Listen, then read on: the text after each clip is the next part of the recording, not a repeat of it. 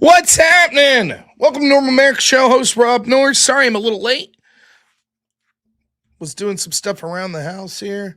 Didn't think I was going to be able to make the show. I had stuff going on. But guess what? I'm here. We're good till 2:30. So let's get that link out there. Of course, this is the vaunted Colin Show. You know what that means. Or you don't and you're an idiot. I mean, sort of self-explanatory. Anyways, it's when you get to call in. Express your thoughts. Tell me I'm an idiot. You're a better debater than me. You have better political takes. I've sold out to Israel. I've sold out to Iran. I've sold out to the left. I've sold out to Trump. Whatever. You know. Man, I'm in a good mood today. I got to say. I don't know what it is. I think it's because I know my son will be done with his preschool here. And I can't wait to just do so many fun things this summer with him. We're getting year passes to this little mini zoo. They're all like owned by the same people. And they're like within an hour radius. So if you get a pass for one, you could use them at all three. So we're going to do that. It should be good. Yeah, you saw that, Daniel? It was very good. Ryan Maloney. Great guy. Did very good. Look, I like to think that we're assembling a team here of just ass kickers when it comes to debating the left. Ryan talked about this the other day. You got people like Andrew Wilson debating philosophy, me debating politics, Ryan debating the law. It's good stuff. It's good stuff. So, I'm very excited to be part of it. Best argument against veganism. It's unhealthy. Well, there's several ways you can go about it. The first is questions of the health impact, right? And so if veganism actually causes poor health and is out of reach to have good health. So for me, I haven't researched very much into it. It's not a topic I'm that interested in. But what I found is to any extent that you could live with a diet that is healthy for you with veganism, it's very expensive. And so what happens is it ends up putting an undue burden on the poorer and working classes. In addition to that, the amount of land and resources that would be necessary for veganism to like feed the world population would probably be untenable and not good. In addition, it would end up killing a bunch of wildlife as well. You would have to change habitats enough that it would kill a lot. So, and it violates your right to choose, and it's unnatural. We are naturally omnivores. So, a right-wing Avenger team name? I don't know. Who knows?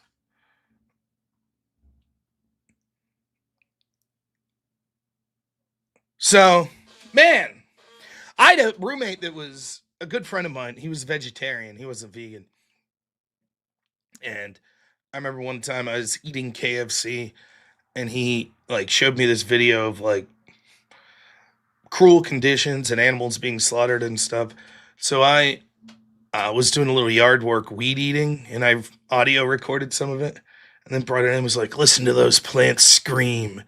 That's what you're doing. You're eating that salad. Listen to that.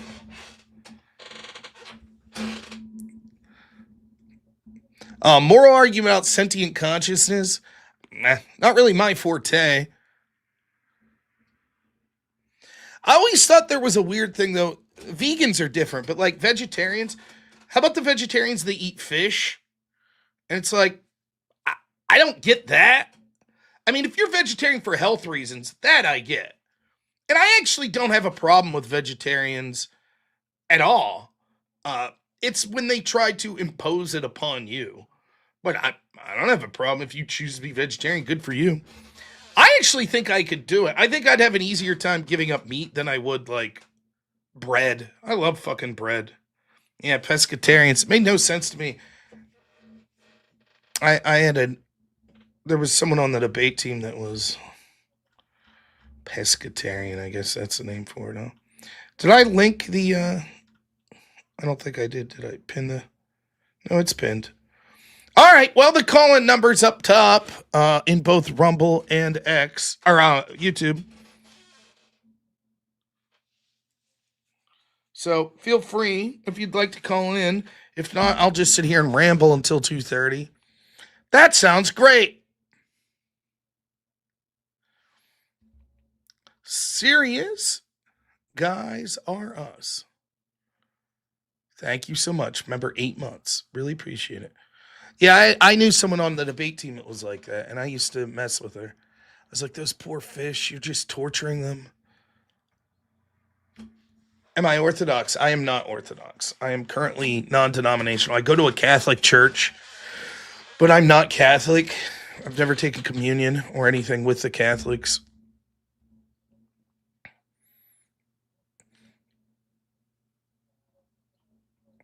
Yes, I love not the verb fucking bread, the adjective fucking bread.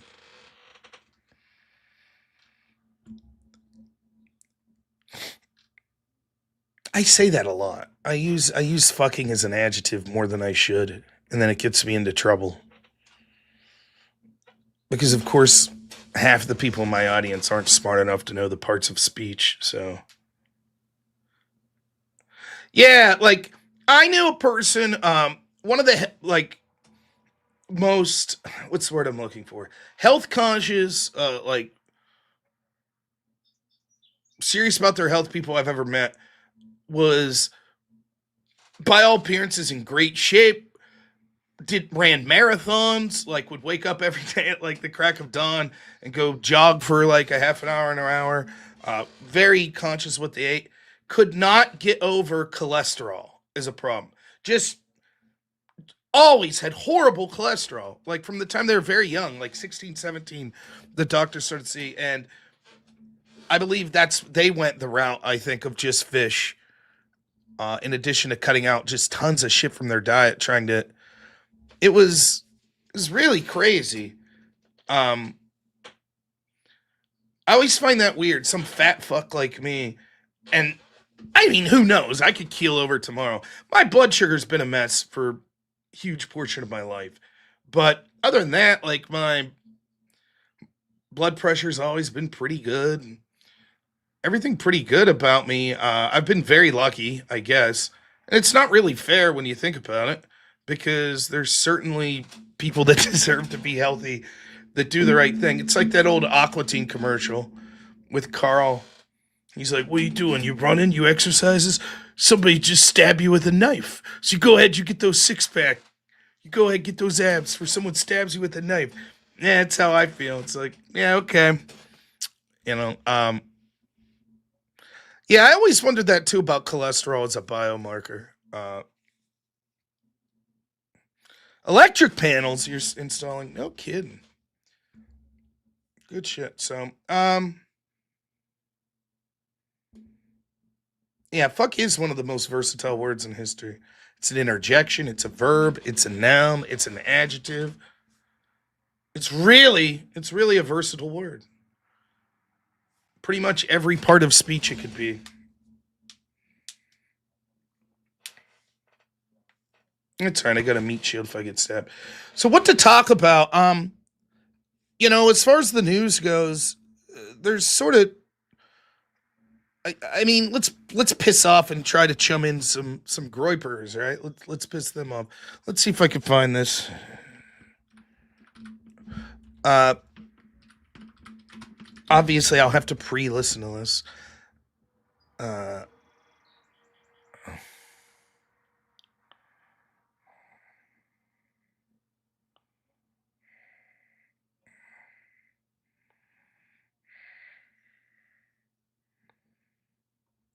I'm listening to something here, and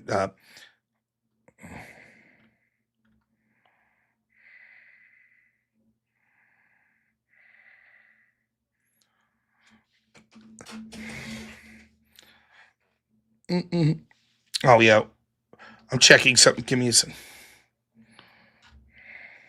Jews, Jews, Jews.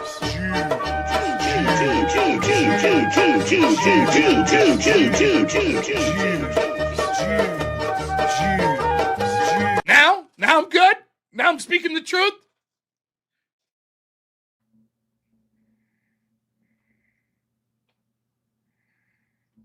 Okay, we can play. So, two things that I could think of to talk about. One is this Nick Fuentes thing. Sorry, it was. Let's. This is about Thomas Massie losing, and there's a lot of this I see going around, like Nick Fuentes type people or Massie supporters, like libertarians. And so I thought this was worth covering. Just granted, you could talk. Oh, I screwed that up. I'm supposed to. There we go. You talk about whatever you like, but here's Nick Fuentes. Now he had other things to say about Massie losing. He basically, at one point, he says he doesn't think Massie tried hard enough, which is kind of crazy. I think Massie, you know. Oh, who raided? Thanks for the raid, whoever that was.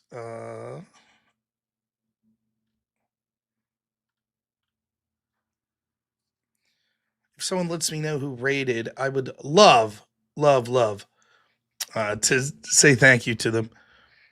So, anyways, it seemed that he like kind of talked down on Massie a little, and it's starting to become a theme, right? Where it's like Nick and these people are like, when someone loses, they weren't very good anyways, and it doesn't seem to be a way to build a coalition to actually win elections. But there's something here. He didn't fight hard enough, right?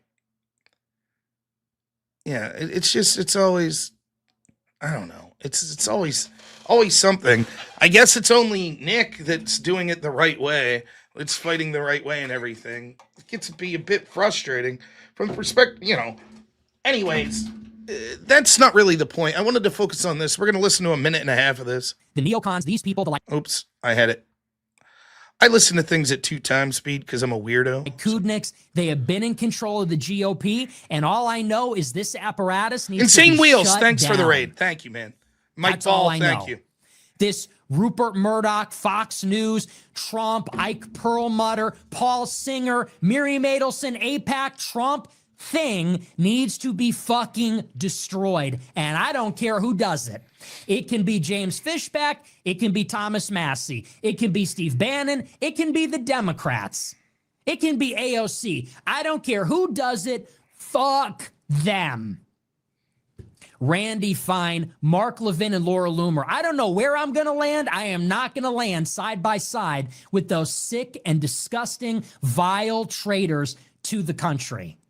That's all you need to know. So that's why I'm voting Democrat in 26. Pyrrhic victory.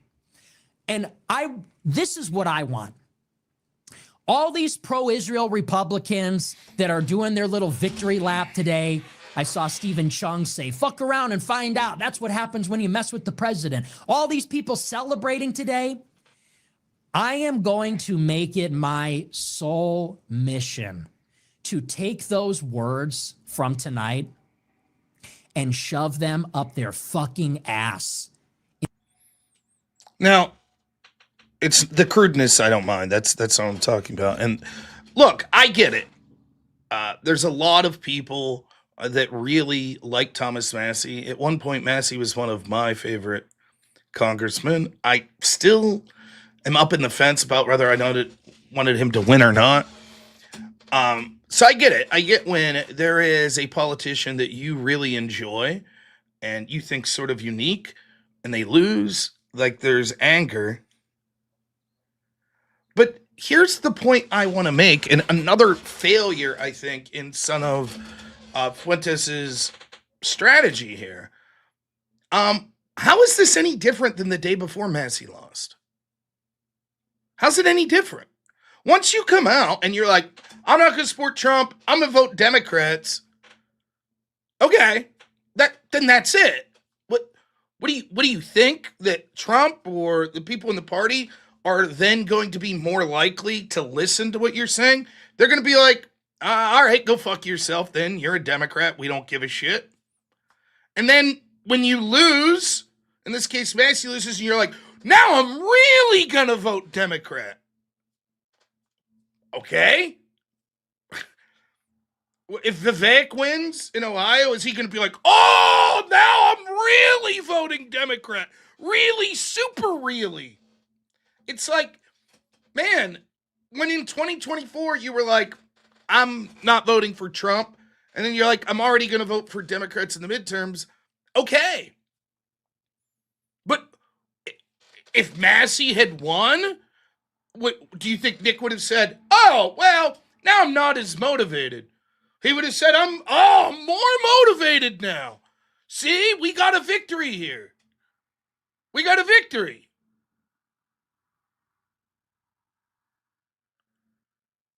So I just don't understand the, like, it just comes across as like I get it. I get the emotion. I don't even give a shit about that.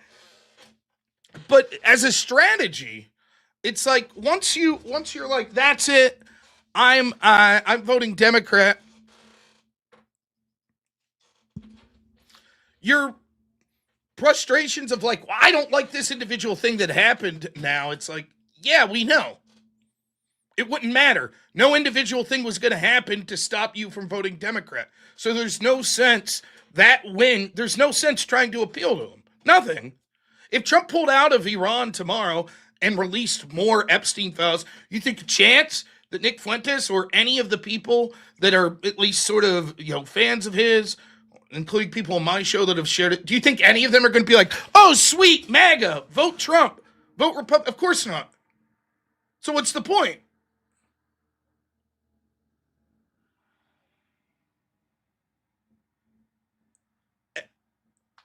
Why even try to reach out to them? They've made it clear. We don't care. Whatever you do, we don't give a shit. Only one issue mattered and you already fucked it up. So, okay. See, Xphobic can't even spell correctly. Buck strategy, Hick strategy. No, I'm just messing with, I'm the worst speller in the world. But do you see the problem? It's, to me, if I'm from the perspective of them, I would be more interested in, like, I think the strategy would be better to, like, hold your cards closer to the vest and be like, listen, maybe if these sort of things happen, we would be more likely.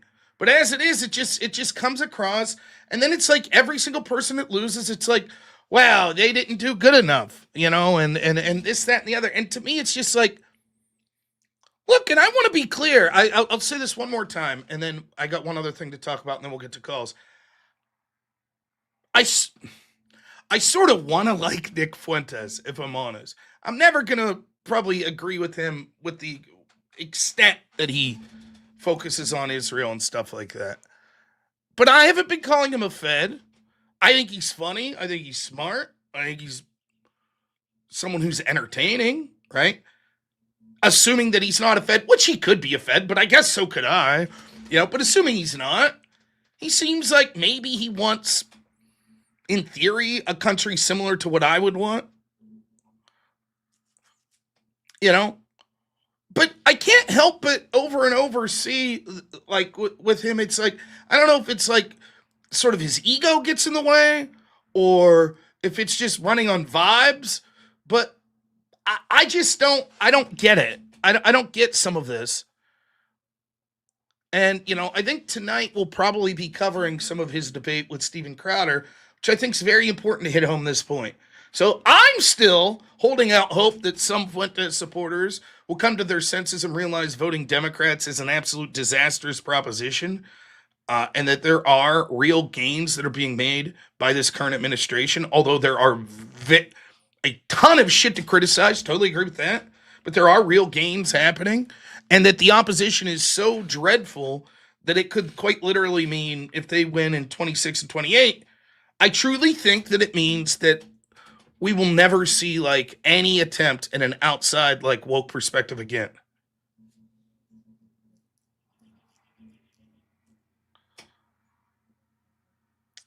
So, I don't know. The other thing that I thought was worth talking about here today, I just thought that was fun. Like, to me, like, I just think it's hilarious. Like, it's very similar to the Paxton endorsement. Trump endorsed Paxton, and then there were all this reporting, like, Susan Collins is pissed, John Thune is pissed. Like the establishment Republican Guard in the Senate is pissed off. And it's like, oh no, what are they going to do? Go on break, but not a recess, so Trump can't appoint recess appointments? Refuse to pass the SAVE Act? Oh, wait.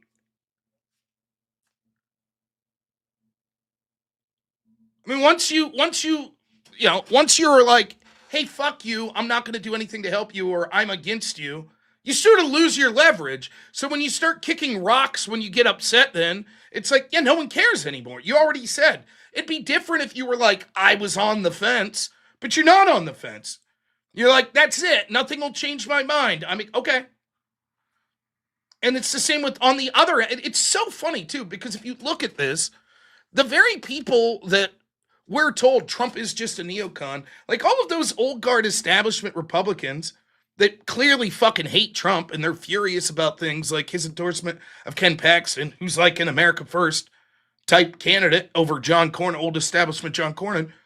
It's so funny. Both sides are pissed at once. The establishment's pissed at Trump because he's too anti-establishment, and the anti-establishment people are pissed at Trump because he's too pro-establishment. And both sides are like, well, we're not going to do anything. Okay.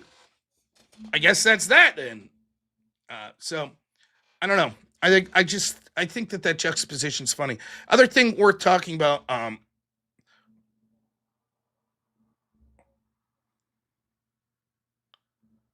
did you see this is like one of my favorite stories I've read in a long time. Minnesota fraud. Minneapolis daycare owner featured in Nick Shirley video federally charged. Yes, that's right. The Quality Leering Center. Looks like there's federal charges coming. Now, there's two reasons that this is funny. One, it's funny that it took like an independent dude like Nick Shirley to actually get the ball rolling on serious charges with a lot of this stuff. Secondly, to all the left-wingers that I debated and your CNN and, all these places, what happened? I'll remind you of CNN's reporting on the issue. The 43-minute video posted on YouTube the day after Christmas by 23-year-old conservative content creator claimed with little evidence Somali-run child care centers in Minnesota were fraudulently taking money meant to provide child care for low-income families. The video, boosted by Vice President J.D. Vance and tech billionaire Elon Musk, racked up millions of views. There's no fraud going on whatsoever, said Ibrahim Ali, who identified himself as the manager and son of the owners of the Quality Leering Center, to CNN affiliate Care on Monday. He said Shirley's video was taken before the business is open for the day. Yes, you remember that, like when I was debating Brian Shapiro and all of them. Oh, there's no fraud here. It was just the business opens in the evening. That was the real issue. Remember? Now, do you think any of them, do you think are good, any of the folks at CNN or the New York Times or any of the Democrats that pissed and moaned about Nick Shirley, you think any of them are going to go, wow, you know what, maybe he could use a little more journalistic standards, but man, he was really right on this one issue. He deserves his flowers for that. You think Brian Shapiro, you think he's going to come out and admit that he was wrong? He harasses women in messages, has a weird infatuation with men's organs. He's a syndicated radio host, and it's all about respect. He's Brian Shapiro. No, I think not. And in reality, they were never pissed. Again, it's the same with COVID. Remember this. Right? Remember this. When we had all of the censorship of COVID online, and we had the censorship of the 2020 election, and they were censoring people for disinformation, never forget this. They're not censoring you because they think you're wrong. They're censoring you because they think you're right. That's why they attacked Nick Shirley. They didn't attack Nick Shirley because they thought he was wrong. They attacked him because they knew he was probably right. And that it exposed their grift. That's why they went after him. That's why there will be no apologies incoming. It exposed the grift of these immigrants that we're told are the greatest people in the world.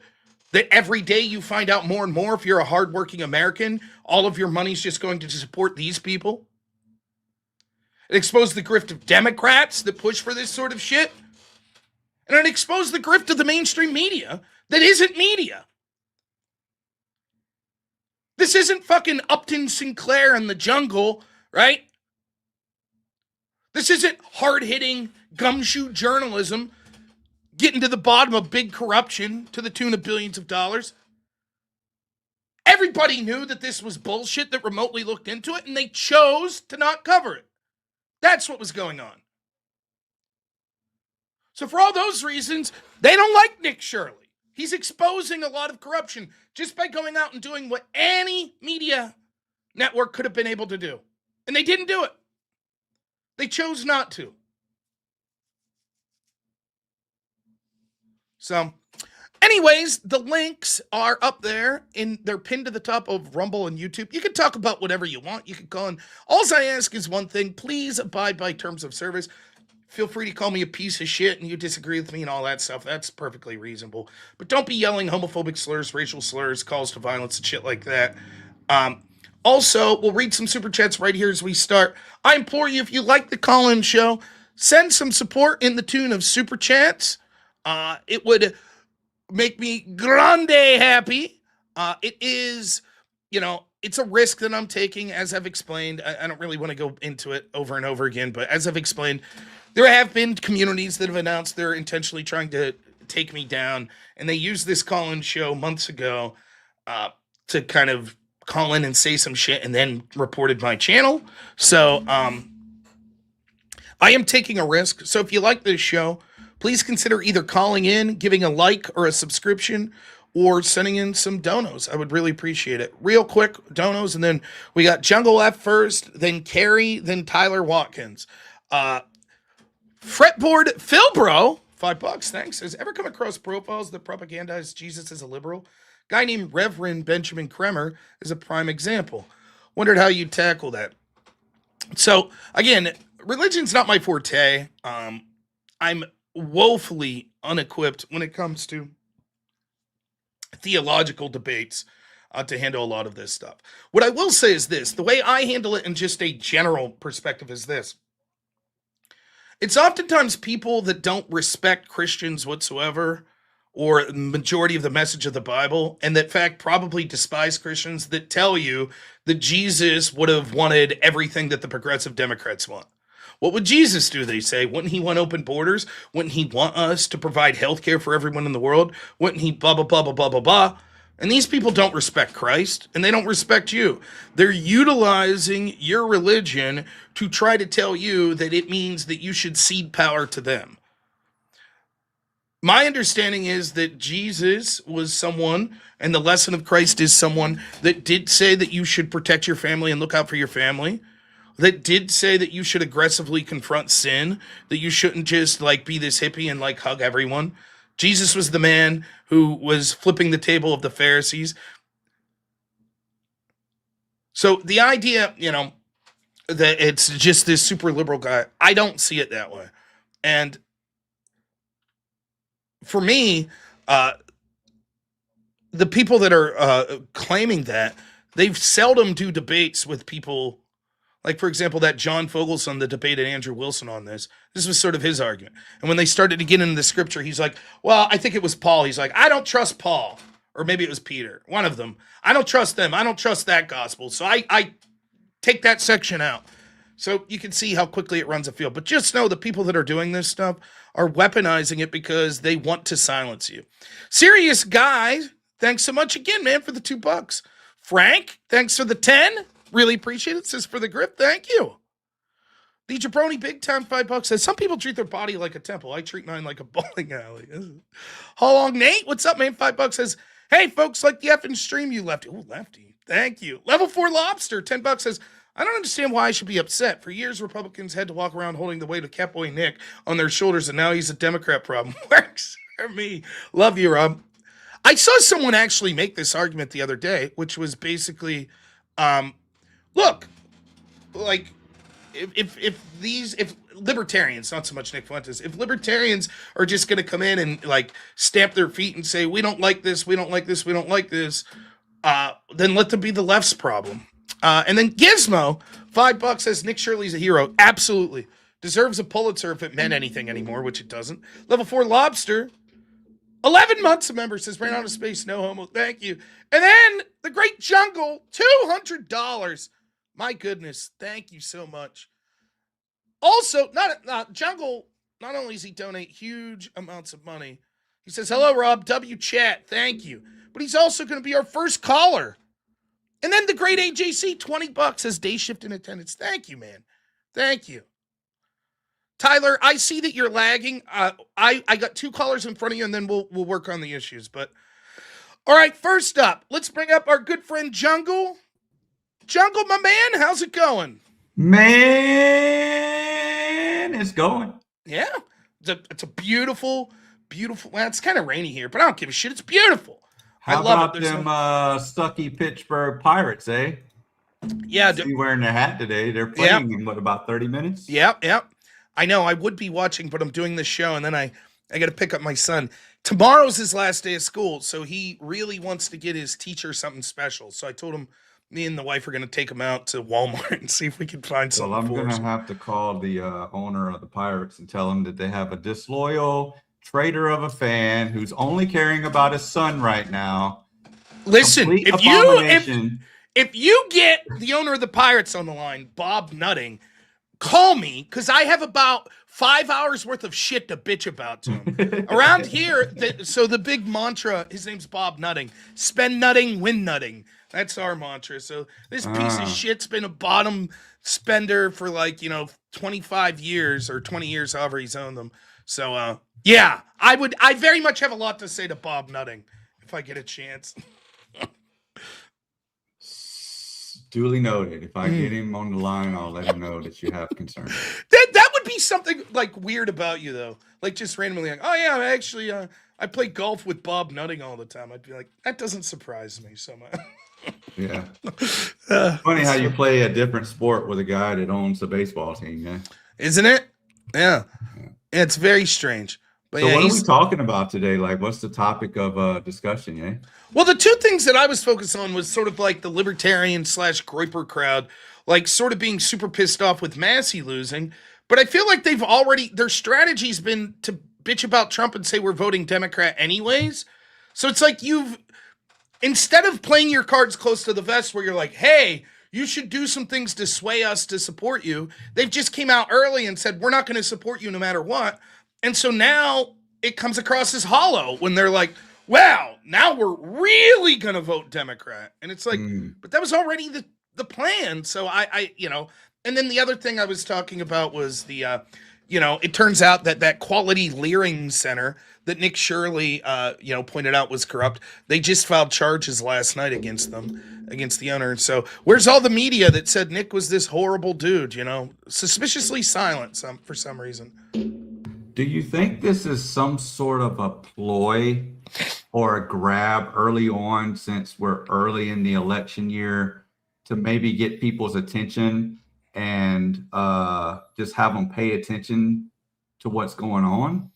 Or do you think this is legitimately legit that they're trying to go the Democrat route? Oh, they're definitely trying to go Democrat route. I don't think that it's that there's a plan with the libertarians or with Nick Fuentes and them to come out in 3 months and be like, well, okay, things are better now. I do not think that's the intent. Yeah, you're right. I don't think Nick's the type to just, well, never mind, I was just joking. He's always pretty serious about his worldview. Even if it's wrong, he sticks to where his guns are. And so his mind has changed, yeah. Terriac, thank you so much, man, for the raid. Really appreciate it. Now, is it outside the realm of possibility that theoretically he could be happy with decisions that this administration makes in the next 3 months and say, you know what? Okay, I've changed my mind. That could be, but I do not think that this is a ploy, secretly to try to help Trump and Republicans. I think they're really pissed off is what I think. So and if you take a step back to the 2024 election where he said he is not going to vote at all, is it similar to that, and to where it actually didn't make too much of a difference? Trump still got elected anyway. Do you think that's going to happen this time around, or yeah, do you think it's really going to make an impact? I don't think that they're going to make much of an impact. They could, particularly in specific races, because there's going to be some really tight races. So theoretically, if you have a race decided by 1,000 people, that's not outside the realm of possibility. Yeah, local elections definitely are much closer, much less people voting than the national election. So Yeah. It could actually make a tremendous impact, in my opinion. Well, for me, I think though, like people like me and you, Jungle, like we kind of are on this space. We're in this space, right? And I think that it kind of puts blinders on us a little. Like I don't know if I went into my district and was like, that's going to vote for the Republican will win in my district in the House. It's not going to be a close election. But let's say hypothetically, like the district over, that it'll be a tight race. Republican might win, or will probably win. It's probably favored, but it'll be like 52 to 47. It'll be close. You know what I mean? And if I ask them, like, what do you think of Nick Fuentes? What do you think of like the Thomas Massie, like sort of libertarian wing? My guess is 95% of people would be like, who? What? Yeah. Like, it's just, I don't know how well it translates. And for me, one of the reasons I don't think that it'll have much effect is I think that with or without, if Nick Fuentes came out and was robustly like, you know what? I don't really care for the Iran thing, but, Trump's doing the damn best he can. We need to support Republicans. I don't know that it would have that much of an effect either. I think that the truth is, if you look at like sort of the historical trend, that when you have in a second administration a president who has the House and the Senate in the same party, they almost always lose in the midterms, almost always. Most and I people think that's vote on the economy. yes. In the midterms. And it's like, one of the things, it's sort of ironic because it cuts both ways. One of the things you'll hear people say is like, look, when the Republicans lose, you could put it on Republicans and Trump, not on Nick Fuentes. That's absolutely true. But it also goes to speak that I don't know how much power they have. And the other thing about Nick and not just him, I don't want to signal him out, but other people is they sort of do this thing where it's like they put themselves in a position where they'll always be able to say they were right. Like, so for example, if Thomas Massie had won, they would have been like, see, we told you, man, the momentum's with America first. It's with, screw these foreign wars, whatever. If Thomas Massie loses, they're like, see, you see how corrupt it is? We told you. Right? It'll be the same thing. If somehow Trump and Republicans win the midterms, if that was to happen, what would they say? They'll just say, oh, it shows the corruption. It shows, blah, blah, blah. Now it's going to be an even harder fall. If they lose, they'll say, see, we told you they were going to lose. So it's always like, no matter what, they're going to position themselves. Nick famously tweeted out after he did not vote for Trump in 2024 when Trump won, we did it. We won. So it's no matter what. That group's going to claim like, well, we were right. We were right. And then the question is like, in order for them to be right, you would expect them to like, actually have any sort of electoral win ever, which they don't have. And they don't really have a strategy for it. It's just like, well, let's burn everything down and see what happens. And so well, I have two questions for you. One is, do you think the national decisions and the current state of the federal Trump economy or Trump cabinet economy and all this other stuff plays a significant role in local midterm elections or not? Yes or no to that? Yeah, I think it does, but it depends on them, right? So like local elections are really weird, right? Because most areas aren't really competitive locally. Like, for example, the area I'm in, the people that are, not always, but most of the time, the people that are running as Democrats for like comptroller, whatever, sheriff or, school board or whatever, they're by any other metric a Republican. They'll be like, what makes them a Democrat? They'll be like, well, we think we should, have higher property taxes to pay for stuff. But then it's like, well, where do you stand on like the trans issue? Yeah, I don't like that. How about gun rights? Absolutely. I love my guns. Right. And it's like, but you're a Democrat? Well, yeah, in this area. Those sorts of areas, I don't know how much, like Trump and Republicans could totally shit the bed, and Republicans are going to win in my district. And Trump and Republicans could do amazing. And for some local elections in downtown Philly, on the other side of the state here, Democrats are going to win. It just won't matter, right? And now, there are certain districts that are more sort of purple, and in those districts, yeah, absolutely. There is absolutely a downstream effect from the top of the party. And, Well, my follow-up to that plays right into that. Give me two things that Trump and the administration can do in the next couple of months that will sway voters to the red side locally. Get out of Iran. Yes, and I agree. like have gas prices come down. Bro, you read my mind. Those Yeah. are my two things. If you can somehow make this conflict in Iran make sense to people, or just completely don't talk about it anymore and be done with it, that would work. Or and definitely the gas prices would need to come down to the mid to Yeah. low $3 at least for people to say, okay, this is actually work, because oil prices and gas prices have an effect on everything, food, delivery, all of that stuff. So every bit of price will come down if that comes down. Yeah. So I think those things, it's basically going to come down to the economy. And look, there are other things outside of just the economy. I think really pressuring and showing how corrupt so many of these, like the Somali daycare, the hospice and stuff.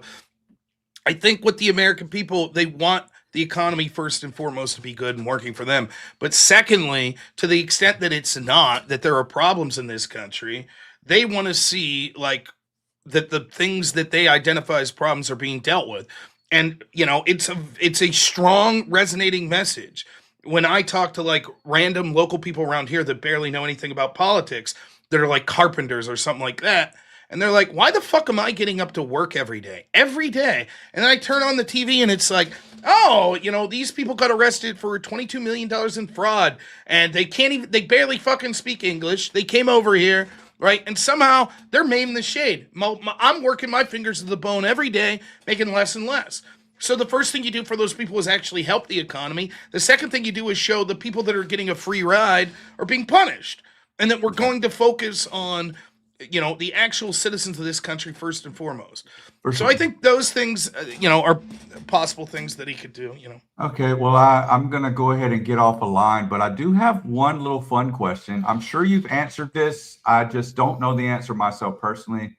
What's with the 357 dono goal that you use? What does that represent? Okay, so here's how I came up with that. I worked at this healthcare place, and I was like, I think I made like $21 an hour, under 21 an hour, and I was working like 80, 90 hours a week. Bro, so you were for poor. years, so Andrew and other people for years were like, you should quit your job and stream. You should quit your job and stream. And I was like, I can't do that because for me, my top priority in life is to be a provider for my wife and my son. And I was like, look, I have friends that like quit their jobs to join bands, and then they were deadbeats. They weren't paying for their kids. And I can't do that. I can't, as a near 40-year-old, be like, oh, fuck it. I'm just going to quit my job and hope I make money streaming. Yeah, I did the exact same thing. I did the same thing. I did a 6-month transition. I kept my 9 to 5 when I started my business. And 6 months later, I had to double what I was making from my 9 to 5 in my business before I decided I would go full time with it. So I completely understand. Yeah. And so for me, then, when Andrew talked to me and was like, look, I'll hire you I'll hire you in part. How much do I need to pay you? And I was like, I got this, I can't tell my wife that I'm going to be making less money. So we agreed to amount of money.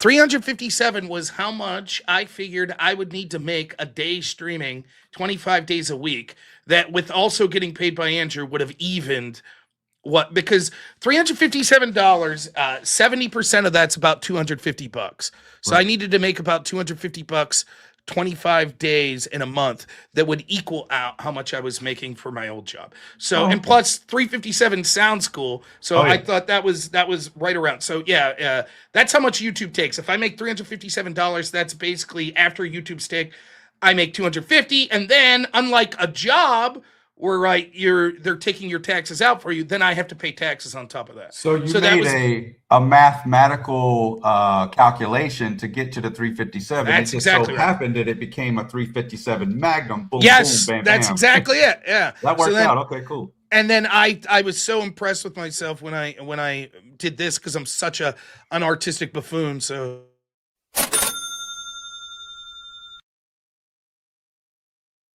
I thought I was like a magician. I'm like, oh yeah, look at that. So yeah, that was it. That's where I came up. And then, part of it, things change, obviously. So it's like, should I up the goal? Should I down? 357 is fine. And if I get more than that every night, that's great.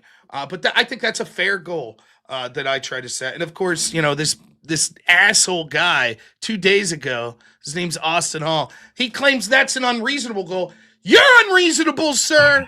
So that's the goal. That's what we try to Well, I reach was for. also going to comment. I guess we can extend this a little bit. Sorry for the people in line, That's but I noticed because obviously I donate to a lot of channels that I thoroughly enjoy their commentary and content. So I noticed that the more the goal is, the more inspiration it gives to help them get to their goal because of the content they're delivering. So it makes the chatters and all those involved like, oh, we got to get him there because this shit is really good. He's cooking right now. So I was going to ask a follow-up. Do you feel like you're going to, in the short term, bump that up to say 666? Oh, bad number there, or something like that, or are you just going to be settled with where you're at? We're bumping up to 420. Cool. Yeah. I did bump it up to 1,000.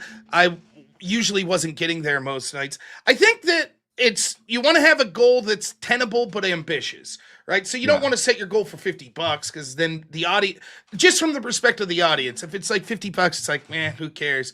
And if it's like $20,000, people are gonna be like, that's so unrealistic. I'm not even going to attempt to help meet that. But something like 357, I think, is a nice middle ground. So I plan on leaving it there for now, and then we have other goals. Like if you get to $1,000, then you play that stupid ass Disney whip song and avarice dances like a moron, shit like that. But yeah, that's basically, for now, I'm comfortable leaving it there. I don't, it's so funny though, that sort of shit, I still feel weird about it. Like for me, I stream for years as just a hobby. So any money I made was just extra money. I didn't give a shit, and it feels weird to rely on donations for your job. Like it feels like a weird thing. And so, because I'm the type of guy that, like, I truly mean this from the bottom of my heart. Anyone that's watching is like, hey, I don't feel like donating, or I don't have money to donate. I don't have a problem at all with it. I'm like, yeah, perfectly reasonable. And I would still stream as I always was when I wasn't making any money. That's fine. I just had to work 80 hours a week on top of it. And which means maybe I'm only streaming 1 day a week instead of 5 or 6 days a week. So, I like the goal where it's at 357 right now. Who knows? If I started to average, like, every stream, I'm averaging $1,000, then maybe I would consider bumping it up. But as for right now, I think, I'll leave you with this. I've been very deeply involved in finances and getting my stuff together. Because let me tell you, I come from a 411 credit score about 8 years ago. Wow. Now I'm 811, 812, something like that. So I've completely revamped my entire financial life. Investing is a very big thing for me, and I want to talk to you offline about some investing ideas that can get you passive income, so you don't have to rely on that active stuff. Well, I will be happy to talk to you because I don't know anything about any of that. For me, as I've been making a little more money here, what I've been doing is just paying off debt. So like I still owed, when I ran for Congress, I made a big thing of it in 2019. I refused to take any donations. And at that point I was probably making like $17 an hour at my job. And I racked up like $7,000 in debt just on credit cards and loans just to pay for me running for Congress. And so I was still paying on that shit. Like as of like late last year, I think I finally paid that off like maybe September last year. So I have been making more. Everyone's been remarkably generous, but I was so bad in debt basically that I'm just paying that off. Now I'm proactive. Now I'm like, I'm actually like paying double my mortgage every month and things like that. But I haven't really invested. There's a particular strategy that I use because I was in debt and all of that good stuff and had to fix some credit stuff and everything. I've got an amazing strategy that I came up with on my own. I'd love to share it with you. I would be happy to. So yeah, I'll definitely reach out to you, and we'll be talking soon anyways. There's some other fun shit coming up I wanted to talk to you about. Okay, great.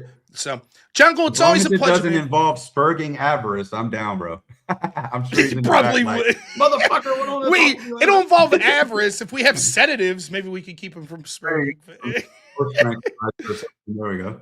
All right, man. Hey, it's always a pleasure. Thank you so much, Jungle. You have a good one, man. Take it easy, bro. Later. Yep. Yeah, what a great guy. Like I said, Jungle's one of those dudes. Well, two things about him. First, I always thought I was a pretty good tipper. Like I try to tip like 30% usually until I ran into Jungle. Jungle be tipping like people going on vacation when Jungle tips. So for me, it was like, well, but he's incredibly generous to so many streamers in our neck of the woods. Here's the thing, right? Like, people always ask me all the time, like, well, how do I get involved in politics? How do I get involved, in streaming to make a difference with politics or culture or stuff like that? The truth is, like good capitalists, we all have sort of specializations. You might not be a good streamer. You might not be a good debater. You might not be a good congressperson, right? But that doesn't matter. Every single person could be doing things that actually drive the country in a right direction.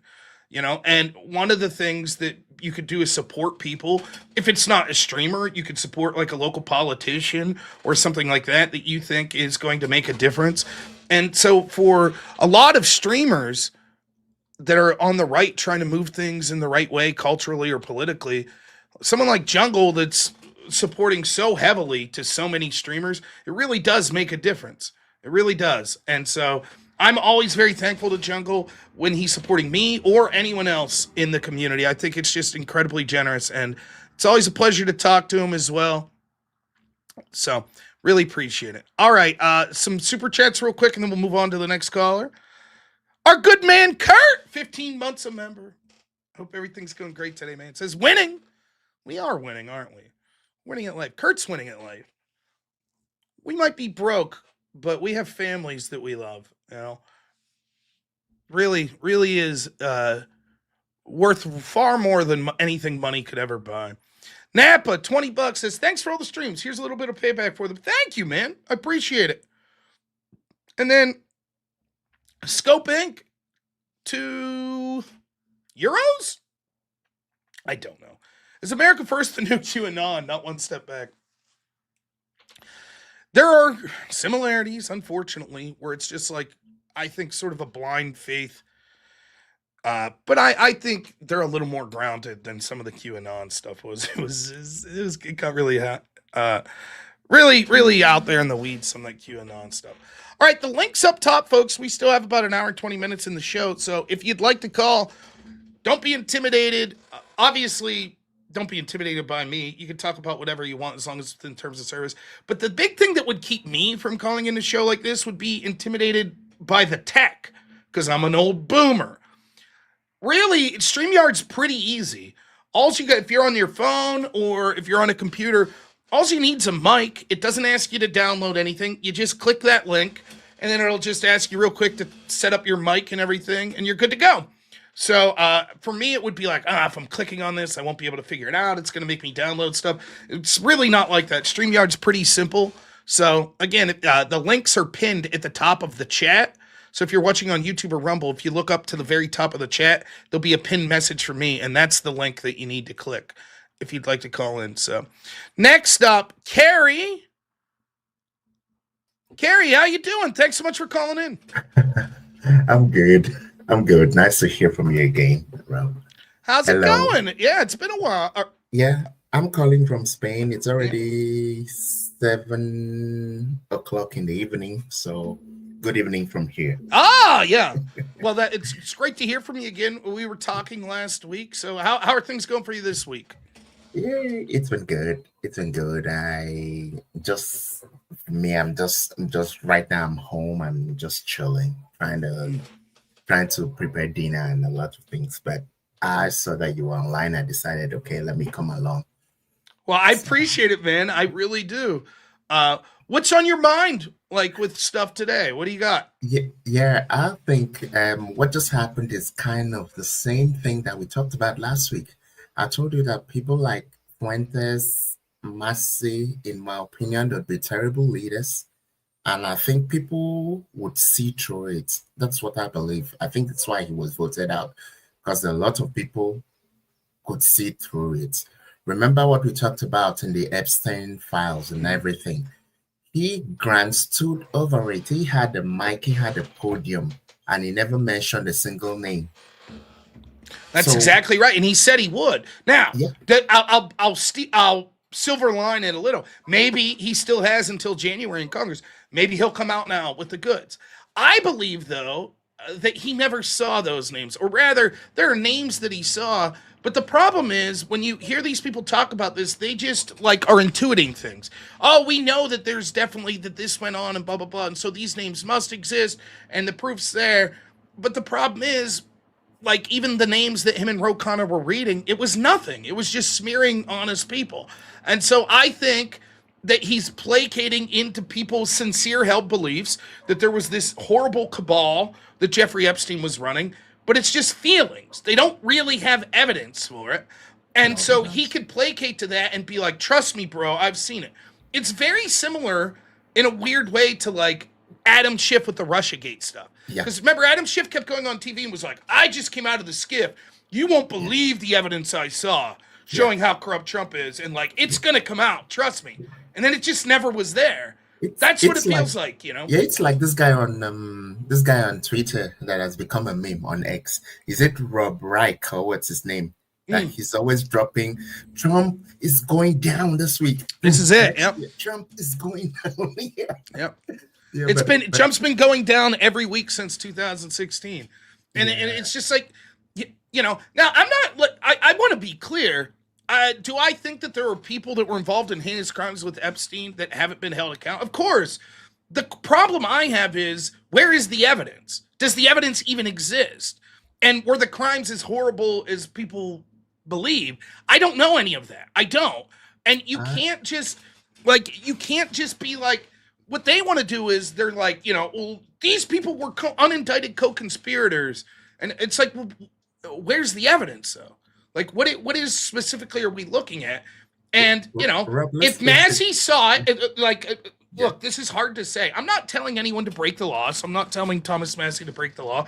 But if it really is this shady cabal, and the evidence is right there behind, like, a glass case in a skiff, and, you know, Massie, dude, you'll be a hero if you just come out and you say, here's what it is. The proof is there. I saw it. These are the names, X, Y, and Z. But he won't do it. Because that proof's not there, and he hasn't seen it. No, there's no proof. There's no proof. Apart from that, let's be really, really candid, Rob. Do you really think that the FBI or the Secret Service or the intel agencies would have let something that was on record since 2009 to still be there, to be found? That's exactly my argument. I don't know that I think that it's exaggerated how heinous some of these crimes were anyways, but to the extent that there were crimes, and maybe it wasn't exaggerated, maybe I'm wrong, why would the FBI keep evidence for dang near 20 years implicating them in a PDF ring? No. Why would you do that? And I've had this argument with people on stream, and their rationales are always mind-blowing to me. Well, they had to keep it in case they would need it. You hear Trump coming in, right? And they're like, oh, we're going to release this. We're going to do that. You're just going to be like, well, geez, I hope Trump doesn't win the election, because if he does, then it's going to be released that, you know, me and all of my FBI buddies worked with Mossad to have a PDF ring, and we're going to go down in history as the most evil men in history and be executed. Or I could shred this paper. I wonder which one I'm going to do. Don't burn it. Don't burn it. But apart from that, sorry, before I forget, something just jumped into my head, because I've been watching lots of you, Cool Vic, and Andrew of late. And Cool Vic has really been on a bright sharp.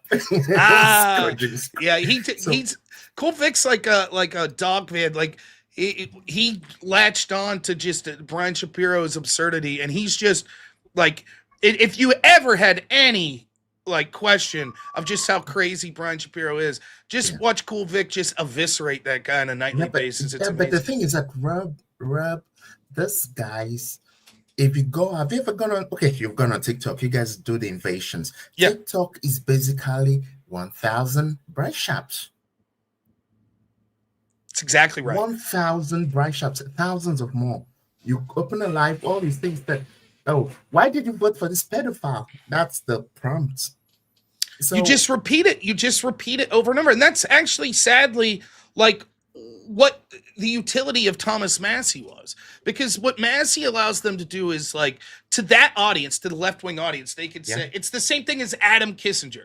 When Adam Kissinger comes out and says, January 6th is the worst thing, then the left goes, see?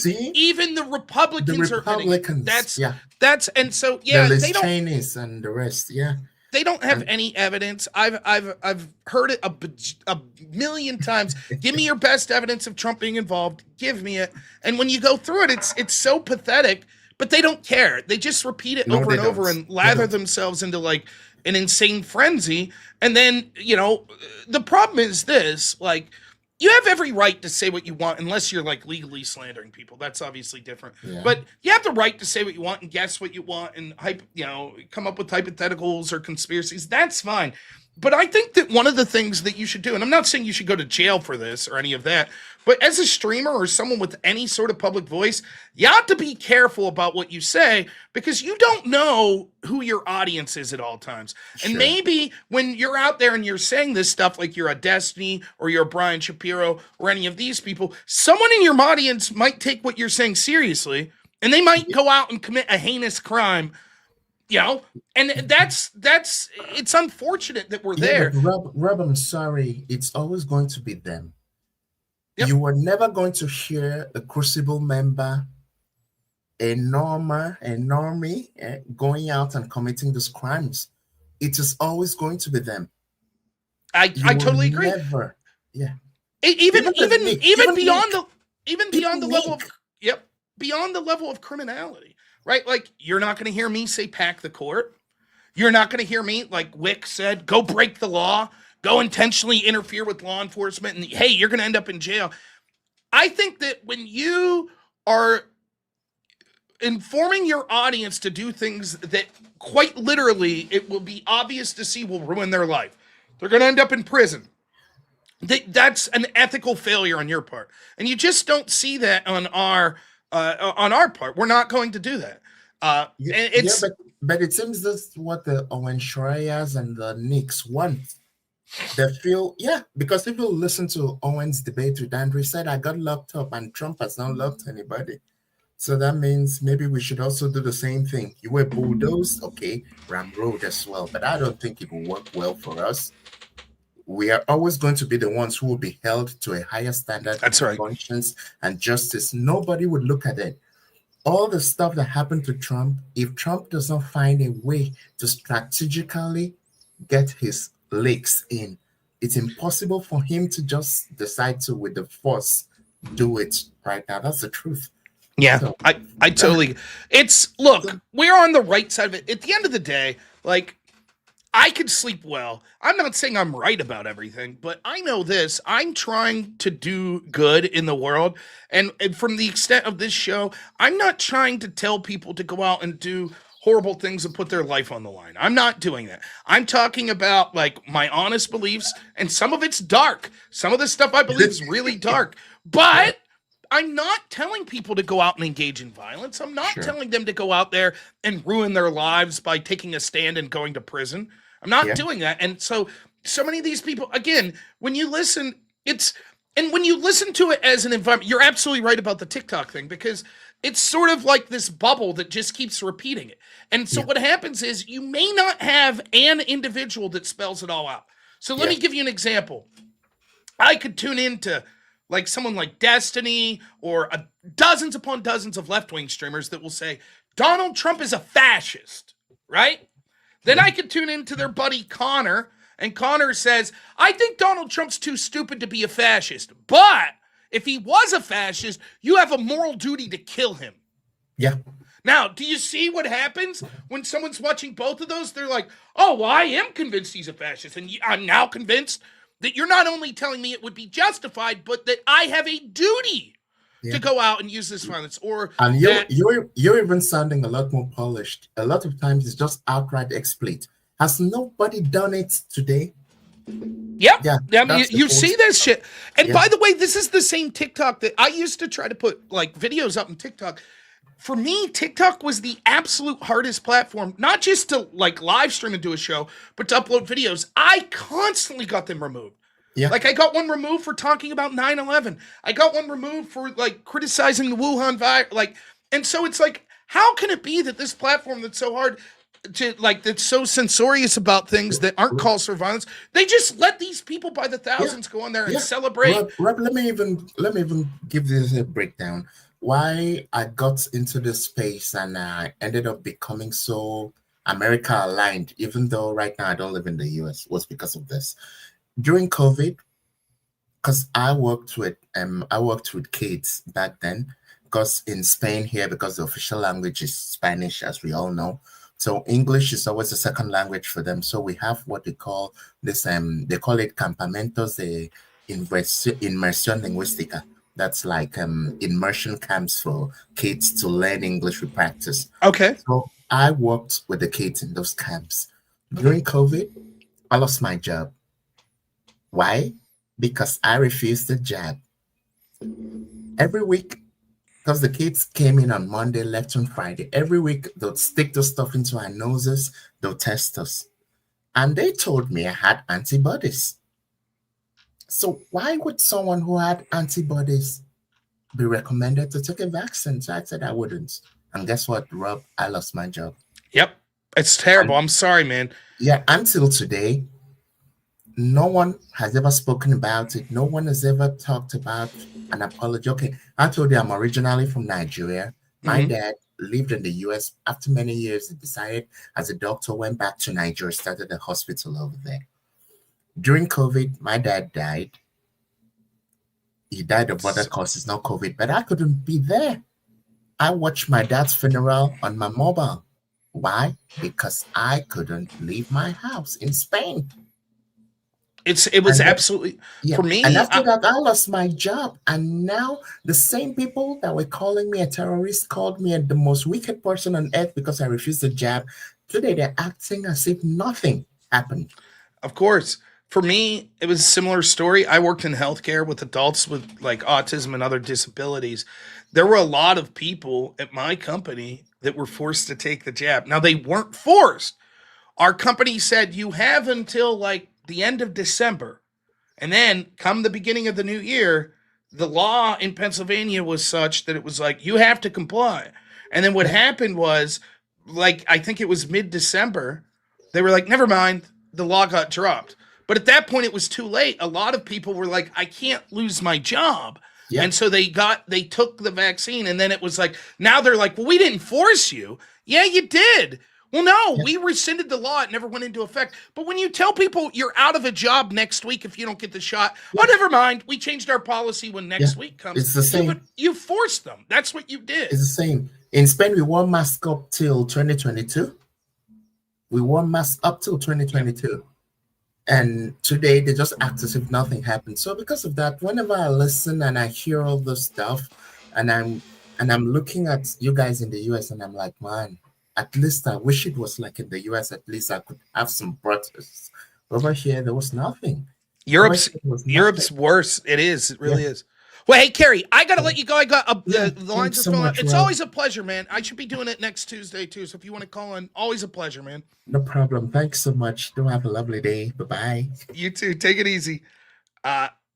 He mentioned Cool Vic. Here, you should check out Cool Vic's channel. I'll put his channel, his YouTube channel in there. Great dude. Always enjoy hearing from Cool Vic. So thanks, Carrie. Really appreciate the call. Rumble. I talked Rumble up the other day. By the way, I love my rumtards over there on Rumble. Great folks. Love the Rumble audience. But the other day, they came in and just crushed the YouTube audience with super chats, right? And since then, I don't know. I've only gotten like $40 in the last week and a half since it's... Someone just send $1 on Rumble just to make sure that it's not broken. The rest of you, remember... Get those super chats in. We're trying to at least get to our goal of 357. Next up, I got level 4 Lobster. Then we got Bob Moore. Sounds like a very interesting guy. You may have recognized him from yesterday. We'll see if you can figure out who it is. But let's get to some more calls here. So I will be going to 2:30, and then I have to pick up my son. So link, I guess Jungle told me the link's at the bottom, the pinned link. I can't really see it. So apparently the pin link's at the bottom on YouTube. And on Rumble, it should be at the top, I believe. So, all right. We got the great level 4 Lobster. What is happening, my friend? How you doing today? Rob, it's great to talk to you again. Hey, I got a quick question. Sure. And I need you to promise to be 100% honest with me. Can you do that? Yeah. Is it awkward that this jungle guy showed up right after we heard about this Coach Mim thing that was going on, and now he has some financial advice that he's looking to share just with you? Listen, it gets worse than that. Carrie's from Niger. So we back-to-back calls. A dude that's like, I got financial advice, and another guy's like, I'm also from, the region there over in Africa. It's like, yeah, it is very awkward. No, I don't want to trash Jungle. He contributes a lot of dough to this show. Thank you very much for filling his pockets when Zach has been kind of slacking. The reason I want to call is I never ever want to pass up an opportunity to shit on Nick Fuentes. I think he is like a flaming bag of turd that we used to leave on people's doorsteps and run away after lighting it on fire. Could I get a favor? I know I'm asking for a lot today. Is it possible, because I really want these people to pay attention to what I'm about to say, is it possible to play your new little Jaceberg clip real quick? Of course, I could do it. Jews.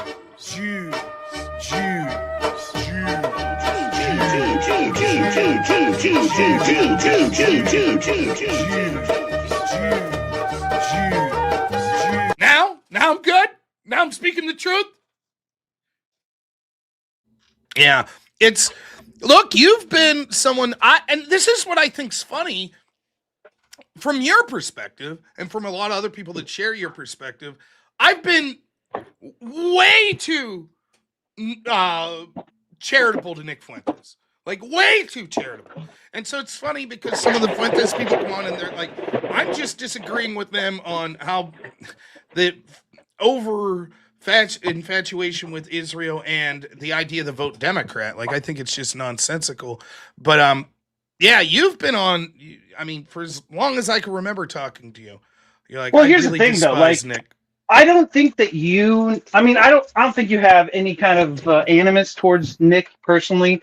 And I don't know Nick, so I personally don't have I don't want to go to his house and get sprayed by bear mace and have him drop kick me Mortal Kombat style, whatever the video is going on the internet right now.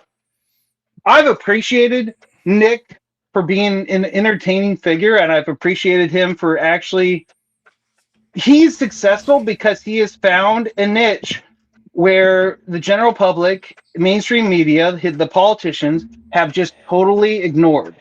And he has latched on to that niche and has grown a following of cultists is a bad word. I don't want to use cultists because the left has just ruined it, but just a following of individuals who will ride or die for him, and good for him. I just think those individuals, while their issues are important, and I think we should focus on that, I think that's the way to defeat Nick. I think it always has been. If you take away the oxygen from his fire, it will go out. He is funny, but at the end of the day, he's riding around on private jets, going on dates with cat boys, playing with the I don't know who's the rapper that he was hanging out with that sings Nazi songs, like Kanye. Yeah. No one needs this. Like, he has been a joke, and the best part is, and you know this too, Rob, these guys are keyboard warriors only. They don't do anything but just type on their keyboard, go into these channels, and just talk shit in the chat. They won't come up and talk to you, because when they do, they get embarrassed. And when you said don't be afraid to call them, they fear getting their ideas challenged because they're just shadows. You're just boxing windmills. Well, I think that there's a lot of truth to that. I think ultimately, a lot of this is hard to talk about. I'll use an analogy. When I debated like radical lefties in college, right? Particularly like the radical black activists, so much of their strength was what they would call like righteous anger, right? So you would stand up and the topic would be about subsidies, and you'd stand up and read your speech about, we should lower corn subsidies.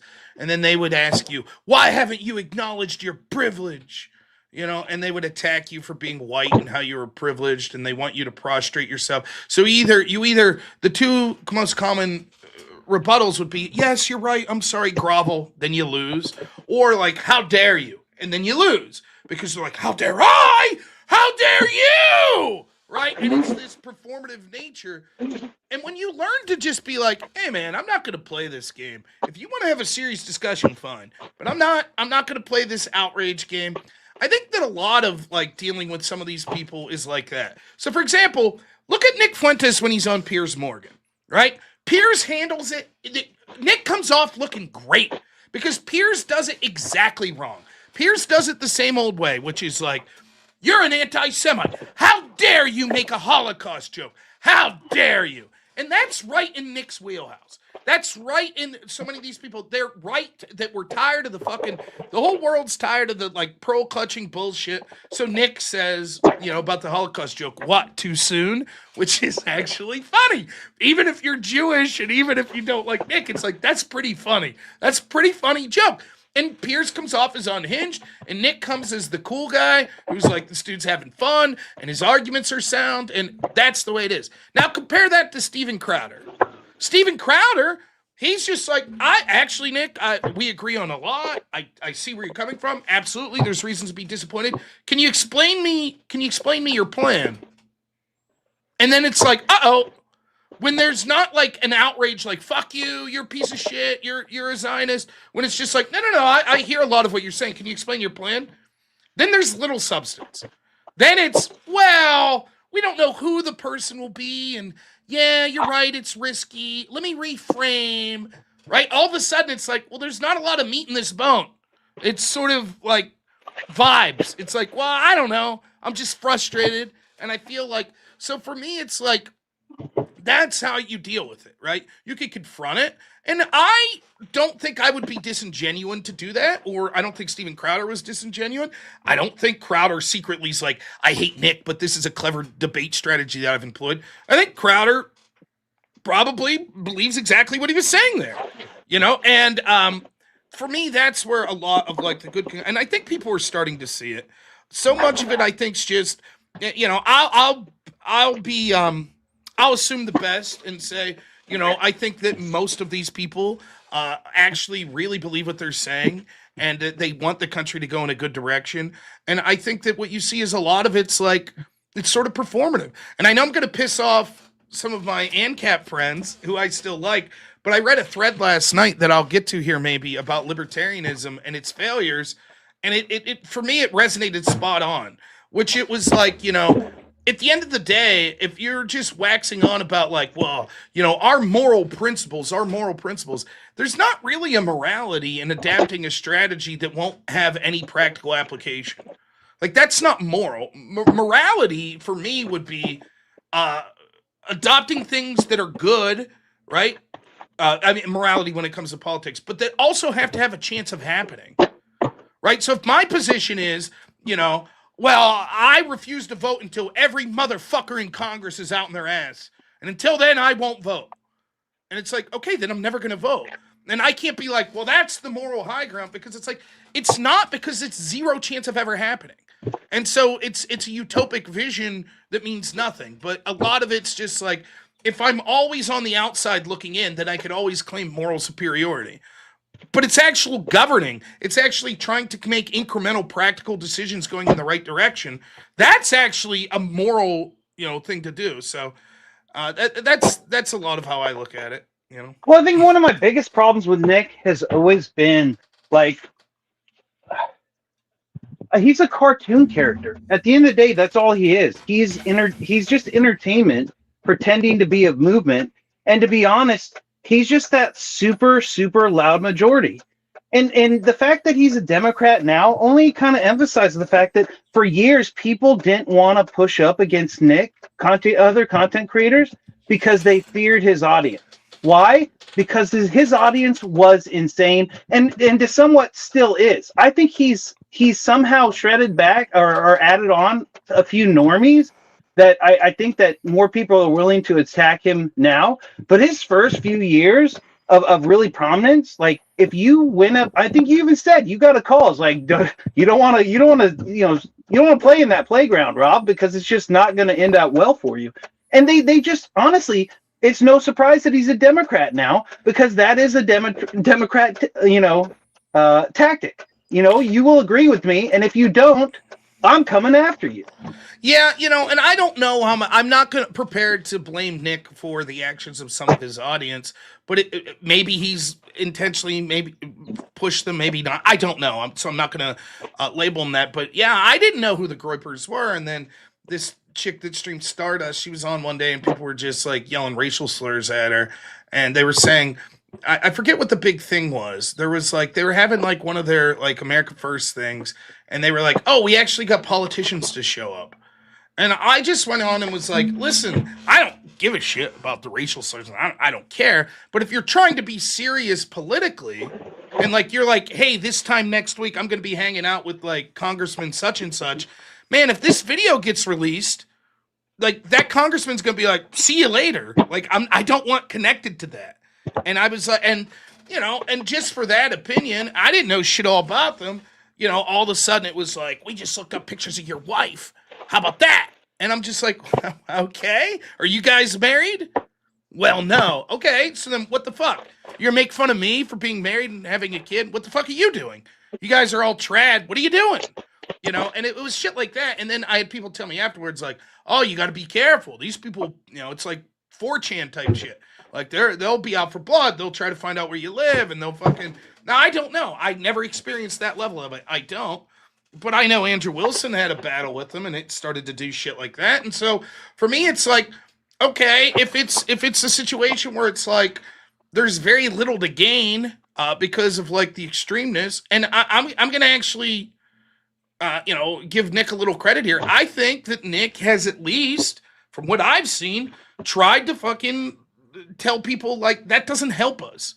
Like we need to be a little more moderate in sort of how we behave. That doesn't mean that he's saying don't make racial slurs or this, that, and the other, but he's pushed back on people that are kind of more blatantly like that, like your Dan Blazarians and others. So I don't know. Ultimately, though, I will say this. I think whatever the reason is, I think Nick's strategy fucking sucks of voting Democrat, and I'll vehemently push against that. That's not an attack on his character or other people. There are certainly people in that movement, regardless of what their intentions are, not everyone, regardless of what their intentions, they're one of the greatest allies to the Democrats. And they're one of the most useful tools in the Democrats achieving the goals that they wanted, which are antithetical to everything I believe. So even if they're doing it, quote, for good intentions, you're on the opposite side as me.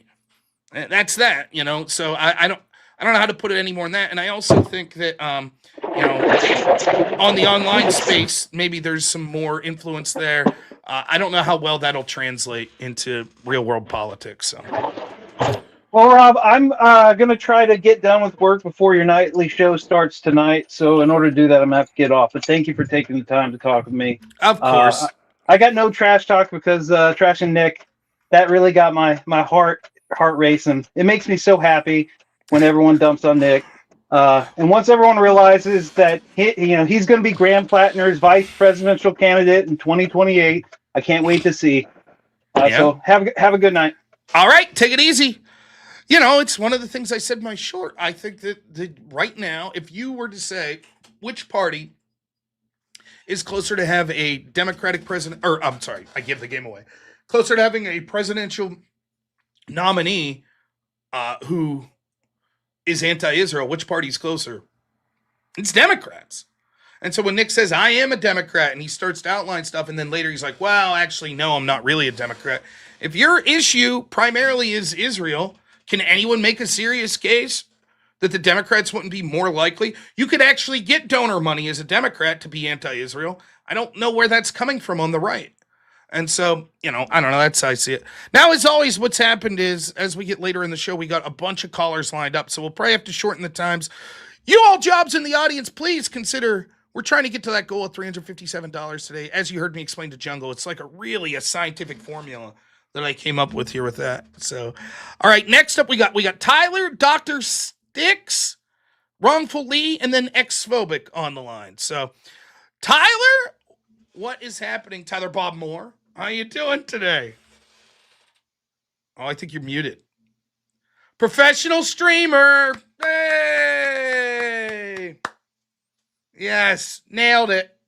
I hate me. It was literally working. I hate me. How's it going today? Oh, man. Well, I made it home. eventually. Yeah. Well, I was thinking of you. I'm like, yeah, I knew you were on the side there, outside the road for a while there, so I was hoping you made it back. Oh yeah. Yeah. No, okay. This is my, maybe we can have a longer discussion with this. I think the Epstein files, the phrase I use, I think it is the great filter for retards. There's so many people that just have latched onto this thing. I've gotten in arguments with people of like, Trump is this, and look at all these people that are in the files and all this other type of crap. And it's like they've just removed all context with regards to this. Like, it's just the person's in it, therefore they're bad. Like, and just it's like, fuck, man. I'm not even interested in hearing. I don't care about Epstein. I don't care if kids were abused, like, kind of at this point, because it's all just smoke and mirrors. Well, it's one of the things I say ironically about like some of the most anti-Israel people. It's like, if anyone, because they'll accuse me of being paid by Israel. I'm like, if anyone's paid by Israel, it's you people, because I think I could see being Israel like, let's just hire the most insufferable fucking people, right, to go everywhere and just yell about Israel all the time, because nothing will create more sympathy for us than that, where people are just like, oh my goodness, the Epstein shit's like that. It's like, if you really wanted to cover shit up, what you would do is just have people making the most absurd fucking claims every day. Oh, and then fucking Diddy was there, and Harvey Weinstein, and Trump, and fucking and to the point where like average people that would be like, yeah, I'm actually interested. I want to see what happened here. I believe there was wrongdoing. Now you just throw up your hands because you're like, it's so fucking ridiculous at this point, right? You can't even try to get to the bottom of anything because like people just unhinged. What are you, a PDF supporter? You're like, what the fuck are you talking about? I guess so. Show me the evidence where it happened. And like, my kind of like absurd take is Ghislaine Maxwell should be free. What crime did she commit? I don't know about that. I don't know. I'd have to look at. What I will say is this. This is a spicy take, maybe. But this is my suspicion what happened. I believe there were underagers that had sex on Epstein Island. They were probably 17, and they probably look like adults. And I don't even know if Epstein knew some of them were under the age, but certainly most of the people that if they would have slept with them probably didn't know they were underage. And in addition to that, the overwhelming people that were having sex on Epstein Island were consenting adults.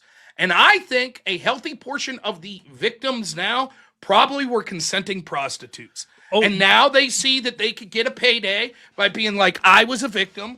And so they just say this shit. And I think that not only it sounds wacky. Here's the spicy part. I know this is going to get me a heap of shit, but I'm just going to say it. You're welcome. There is a dip. When I heard the Epstein shit, what I imagined was like 10 and 11 years olds being tied down or being murdered and being assaulted. A 17-year-old willing prostitute is not that. It's not good. And fuck it, if you slept with an underager, be held accountable to the law. But that's way different than the like, oh my God, this is a satanic cult. Like, this is the most evil shit ever. As far as I'm concerned. Now, I know people don't want to talk about that. People want to be like, it's 18. Anything under 18 is evil. I'm not saying it's not. I'm just saying it's not that what I envisioned when I first heard about this shit. And so, like, for me, it's like, have we learned nothing from the Me Too movement? We just accept any claim. That's it. We accept any claim. And we're like, well, uncritically, we just, and I don't know what to say. Even I saw Seth Spence saying, like, Virginia Giuffre. On one hand, Virginia Giuffre is basically came out and was like, Trump was one of the dudes that was nice to me. He didn't do nothing, right? On the other hand, there's a lot of fishy shit about her story. There really is, right? And it's like, we haven't learned anything where we literally just like, we take a team, right? And if someone makes a heinous accusation against the team we don't like, we're like, must be true. That absolutely must be true. And I don't know what the utility of that is, you know? Well, and so when you're seeing these stories and like, when you hear like, oh, a chick got flown out to this place, got paid $300, and then, you know, she's I don't know what you guys call it, but like a senior. What's like when you're in like grade 12? Oh yeah, it's senior high school. Yeah. So they're like, oh, you know, I made a couple $100 going to do this thing, and then it's like, oh well, she got the public shaming and everything else. Like it just becomes you think people don't act like this? Like, you don't think that women can be predators too? Like, they could be opportunistic? And think of how intoxicating. I mean, not only are there like donations and funds for victims of Epstein, right? But you literally become one of the most important people in the world overnight. I was a victim. Everybody, oh my God, no, what happened? And you know, like there are people like that. We know there are people that make up these claims for political reasons because you have a political axe to grind, or for personal financial reasons, or personal, like, you know, psychopathy reasons that you have this social need for this shit. I don't know. I'm firmly in this plan. I think that it is grossly over-exaggerated what happened on Epstein Island. To the extent that there was any connections to like intel agency or something, I think they would have burned that evidence 15 fucking years ago. And why wouldn't they? And so when we're like, the files, let's see the files. Let's see. We know that the proof's in the files. I don't know that it is. I don't know that there was anything super bad to find in the first place. And to the extent there was, why would it still be there? But here's the problem. It's non-falsifiable. Trump could, like, let's say for whatever reason, Trump's like, I like Bob and robnoerr here. We're gonna bring him in and be like, dude, here's everything. I swear to God, here's truth serum that we've developed. We'll prove to you the truth serum works. Now we're gonna inject me and everyone at the FBI, and we're gonna be like, swear to God, this is it. And we'd be like, hey, honestly, this is it. People would just say, nah, there's still more shit, you're hiding it. And how would you ever prove that? You just how do you prove a negative? Okay, so there will. And it's obviously, like, I think that fuck Trump for how he handled this, where he was like, if you still think that it's a big deal, I don't want to, you to support me. That's stupid. It was terrible. Pam Bondi was dog shit with this. But I do understand where he was coming from, because at some point it had to become obvious to him and to, more importantly, his team and like Kash Patel and those at the FBI, like, look, there's nothing here really. And the Democrats are just going to use this. It's like COVID. It's been perfect. It's been like the example that I use is, so when with the George Floyd Derek Chauvin thing happened, you remember what the judge said that with regards to Chauvin and the trial, like he couldn't get a fair trial in the country. Yep. So that's the same way I'm viewing this Epstein stuff. It's just here's redacted, some redacted information and poorly done redactions, but it's like we've just thrown this information out and let the conspiracies go, and it's muddied the waters so much that, like, how do you get a criminal conviction? Like, oh, he was on Epstein Island, here's this piece of information, and it's like public opinion has already been formed on these people, so that chance of actually getting a fair trial, good fucking luck with that. First off, second, I want to see evidence. I want to see charges. I want to see these guys, in handcuffs. I want to see Kash Patel doing his fucking photo op. Hey, boys, we got him. We saved all the children and shit like that. Until that point, it's gossip. I think that the real crimes with Epstein are, there was prostitution, which I got to be honest, I don't give a fuck, right? Of adult prostitutes. Underage is different. Or force, like sex trafficking, that's different. But I'm talking, I think there was adult prostitution, willing prostitution, right? And I think there was a lot of shady fucking financial shit going on, like, for sure. And like, classified information being banded around with Epstein. It looks like there's probably solid evidence that Epstein was involved in like money laundering, possibly for governments around the world. That shit, I think, I haven't seen evidence, but that sounds reasonable. And I think that's the sort of stuff, but that's hardly the shit we're talking about here. And I think it's like COVID to an extent. I'll say this and I'll give you the last word and I have to move on. No worries. I was going to anyways. With COVID, remember at first the Democrats were like, oh, this is all bullshit. Go hug a Chinese person, right? And then there was a moment where they had to be strategizing. You're like, holy shit, we could really use this. We could really use this to fuck Trump, right? We'll do a 180. We'll go from it's not a big deal, hug a Chinese person, to, oh my God, it's the worst thing ever. We need to totally lock down. Because they know then all they have to do is point at any death. Look what that fucking monster Trump did. Look at it. And we need to lock down. And they knew the consequence of the lockdown would be the economy hurting. And then they'd be able to go, look at that. Look at how bad the economy is. Right? So they did this 180. Same thing with the Epstein files. They didn't give a fuck. They didn't care. They never talked about it. In fact, they'd make fun of you. There's clips that you can see of like the Democrat media like, oh my God, more conspiracy shit about Epstein. And then once Trump got in, they were like, Bam. This is easy. All we got to do is say, yeah, Epstein, that shit's all real. And Trump's in it. Trump did it. And so I can understand why Koch would tell them went to Trump, and they were like, look, we don't really have anything. But here's the deal. The Democrats are just going to be unmerciful, just like Trump's name's in there. That's it. And you're going to have to keep explaining yourself. But every second you're talking about this is a victory for them. Like you saying, yeah, let me explain why my name's in the file. It doesn't really mean anything. Doesn't Here, matter. let me explain. It doesn't matter because there's a huge portion of the population that just hears Trump Epstein, Trump Epstein, Trump Epstein, Trump Epstein, Trump Epstein. And so Trump's frustrated. Doesn't mean he didn't handle it like dog shit and he doesn't deserve to be criticized. But I get it. And, you know, I remember I was listening to this guy, Mark Halpern, and he was like, the story that they're setting on, that they're going to break is that Trump met Melania through Epstein. And so imagine being a husband and they're going to be like, they're going to smear your fucking wife is working with Epstein, right? That's what they're going to do. So I understand why Trump's like, fuck you. This story's bullshit. But you got to be a little more level-headed than that if you're the president. And, you know, again, it is these people doing the Democrats' bidding. That's what they're doing. And ultimately, that's Massie's legacy. Massie's legacy is any props that you could give him for principle, conservatism, etc. He bit onto this so strongly and was the greatest ally for the Democrats, and he'll be rewarded. You'll see him on the Democrat talk shows. You'll see the glowing pieces in the New York Times, just like you see with Marjorie Taylor Greene. So that's what his future holds. So. Yeah. They've been very effective in, and this is what Democrats are so like even the left here in Canada, the Liberals, they get you right in the feels. They get you there, and that appeal to emotion that moves a lot of people. And I know with us, like we want to like, well, no, we need the truth, rather than, well, we got to kind of manipulate people. Like I'm team, let's manipulate the fuck out of people, propagandize people, you know, all that. I've said before, I'm team low road, let's go. But you know, I wonder where does that where is that fight that's coming from the opposite side of getting get the feeling in there rather than it just being the outrage. And so I'll say this and then I'll get out of here. So like the Liberals are always looking at we're building something.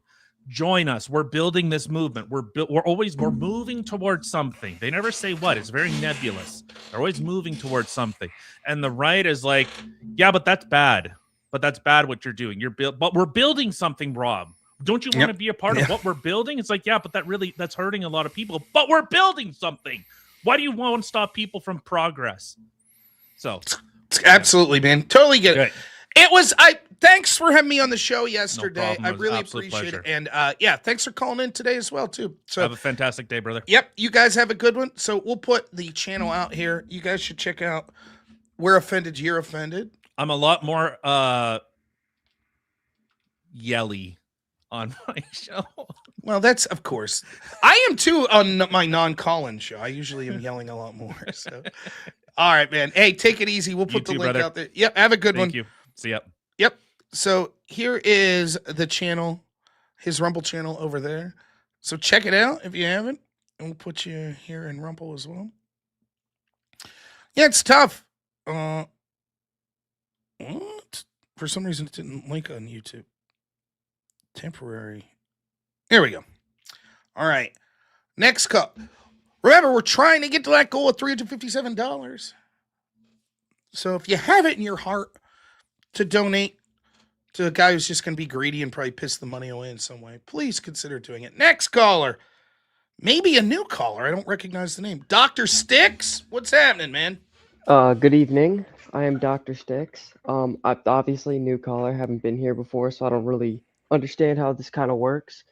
I've been hearing you talk about Fuentes. I'm a little bit of a fan myself. I've been watching him for the past few years. So if you want to go down that road, I can do that.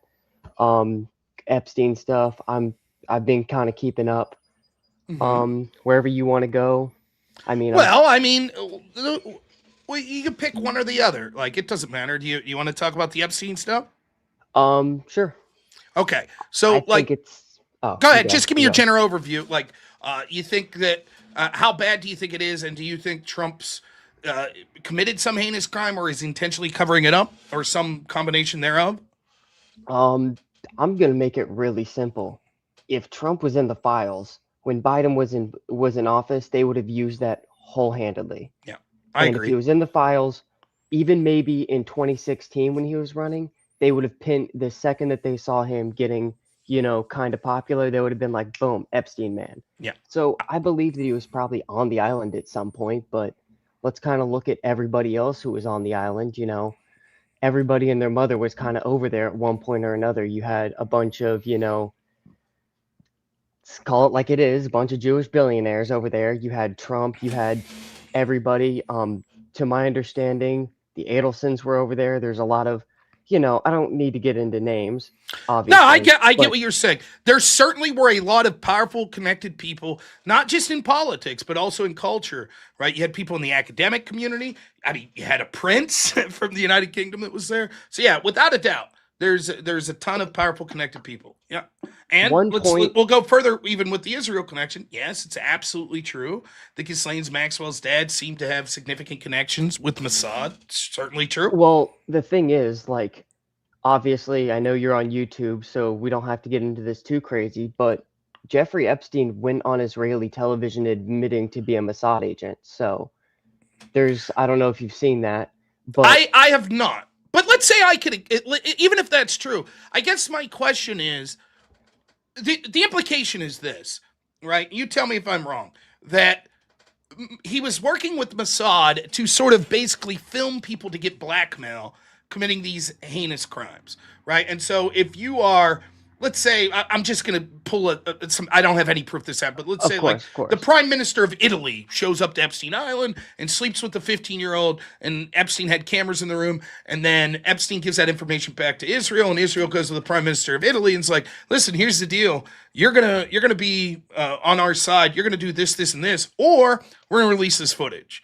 That's sort of the implication of what happened. Of what people think happened? I would agree on that for the most part. I think it was probably for the most part more geared towards powerful people in America, looking at like Congress people and things like that, basically to get in there and be like, listen, because if you look at the numbers and who's getting paid by who, a lot of that money is coming through Jewish organizations like AIPAC and things like that. So it's essentially like, if we can't put money in your pocket and you put up these policies that we want, then we're basically just going to be like, hey, do you remember that kid that you thought was 18? Actually, she was, let's say, 13, 14. And if you don't basically give us this war, or you vote against, let's say, X amount of money coming to our country, which is a known fact. If you didn't know, I don't know. Mm-hmm. We're basically going to screw your whole career for the rest of eternity. So let's assume that this is true, right? Do you think that the U.S. intelligence, they would have surely known this, right? I would say that's a hard one, because as much as we say like greatest ally and stuff, they're also like they've been caught selling state secrets. So I would assume that maybe they don't know the full picture. Maybe they don't know the grand picture. See, that I would have difficult time believing. I have a difficult time believing that the most well-funded intelligence agency in the world couldn't figure out what YouTube sleuths could. That just seems odd to me. I would agree with that, but at the same time, I think that it might have been one of those things where it's like outside looking in kind of thing. So let's think about it for a second. Like, I would agree with you for the most part. Greatest intelligence organization on the planet. We kind of have it, but if you kind of look at it from the outside looking in, you see a bunch of, you have a bunch of politicians going to the island, hanging out. Maybe it's for lobbying, maybe it's for this, that, and the third, and then people may or may not have known that people are getting shipped over there. It might have been I would agree that our government probably at least knew something. I don't think we would ever caught him if we didn't know something. But I also think that at the time it might have been like an outside looking in kind of thing. It's like, oh, this Jeffrey Epstein guy who has a lot of money, do we know where? Some people did, some people didn't, and one of those kinds of things where, oh, our politicians, they're doing lobbying, they're doing this, that, and the third kind of thing. I don't know if that's the best way to explain it. So I would say this. I think that if this theory is true, I certainly think and there's other things like, well, Mossad has control over U.S. intelligence and whatever as well. My point would be this. I don't understand. If all of this is true, why would U.S. intelligence, and for that matter, Mossad, because either U.S. intelligence knew about it, right? And that would make them complicit, or they didn't, which means that they didn't have the evidence. Either way, if they did have the evidence, why would they keep it? Why would they keep it to go through several different administrations, some of which clearly not only publicly talked about it in the form of Trump going into this last election, but certainly its audience was, base was rabidly in favor of holding people accountable. And so for me, it would the most likely explanation, if this occurred, would be they would have got rid of the evidence. And so now when it's like, well, show us the files, what do we expect to be in there? I don't think that Mossad just accidentally left tapes laying around Epstein's Island, or the FBI accidentally let evidence of their complicit nature of this laying around. I think that they would have covered it up. And so by the time you would get, like, for example, you said you sort of support Nick. Let's say, I'll take Nick at face value that he would find this to be fucking heinous, and he'd be like, if I was president, if I was president, I would release this shit. I think if Nick got in there, what you'd likely to find is like, there ain't shit here. And he'd probably be like, well, I suspect there once was. I suspect it got deleted. It's like, great, but what do we do with that? Yeah. Right? And I think that's sort of the problem. And so the people that are like, well, the Trump administration's covering this up, I don't know. I think the more likely explanation is, like, I think Kash Patel, regardless of what you think of him, I think he truly, and Dan Bongino truly were like, yeah, there's something here. And then they looked at it and they're like, we ain't finding shit. There's just nothing here. Not that it's like, oh, we found it, and Trump was like, I have something to tell you, men. Mossad told me that you can't release that. I don't think that's what happened. And so the attacks on Trump where it's like, well, he's just refusing, these files exist and they prove this. I think even in the best case scenario where this, well, that's a fucked up way to say it. Even in the most charitable scenario where this shit all happened, as if you're suggesting that evidence would be gone. And I'll just say real quick, and I'll give you a chance to respond. I don't believe there's proof that it happened that way. I think that I don't think that there was tapes and shit like this. Certainly there was probably some like, hey, I know what you got up to, doing a little blow, hooking up with that hooker, state secrets, tradecraft, shit like that. I think that probably existed. But I don't think it was this horrible, like, 12-year-olds being tied down and all this shit. And I don't think that it was people intentionally sleeping with underagers, except maybe Epstein or maybe a few people. But I don't know that's what happened. And we just all were like, well, we assume that's what happened. And, I just don't see proof. But even if it was, I think they would have, why wouldn't they have buried it? And I would agree that they either would have buried it or got rid of the evidence. But in the off chance that they didn't, I feel like it would be one of two things. Either A, there are people in those files that, maybe are decent people all around, but just either A, slip up, B, wrong place, wrong time kind of thing, or B, it's an ace in the sleeve, playing poker, I think you get what I'm trying to say. Yeah, no, so I mean, that's like certainly, sure. That's for me, I'll just tell you what my theory is on why Trump didn't release it, or, to the extent that he didn't. Here's my theory. I think that probably what happened was, as I already said, they came to Trump with like, the Democrats are going to smear you. So there's that part of it.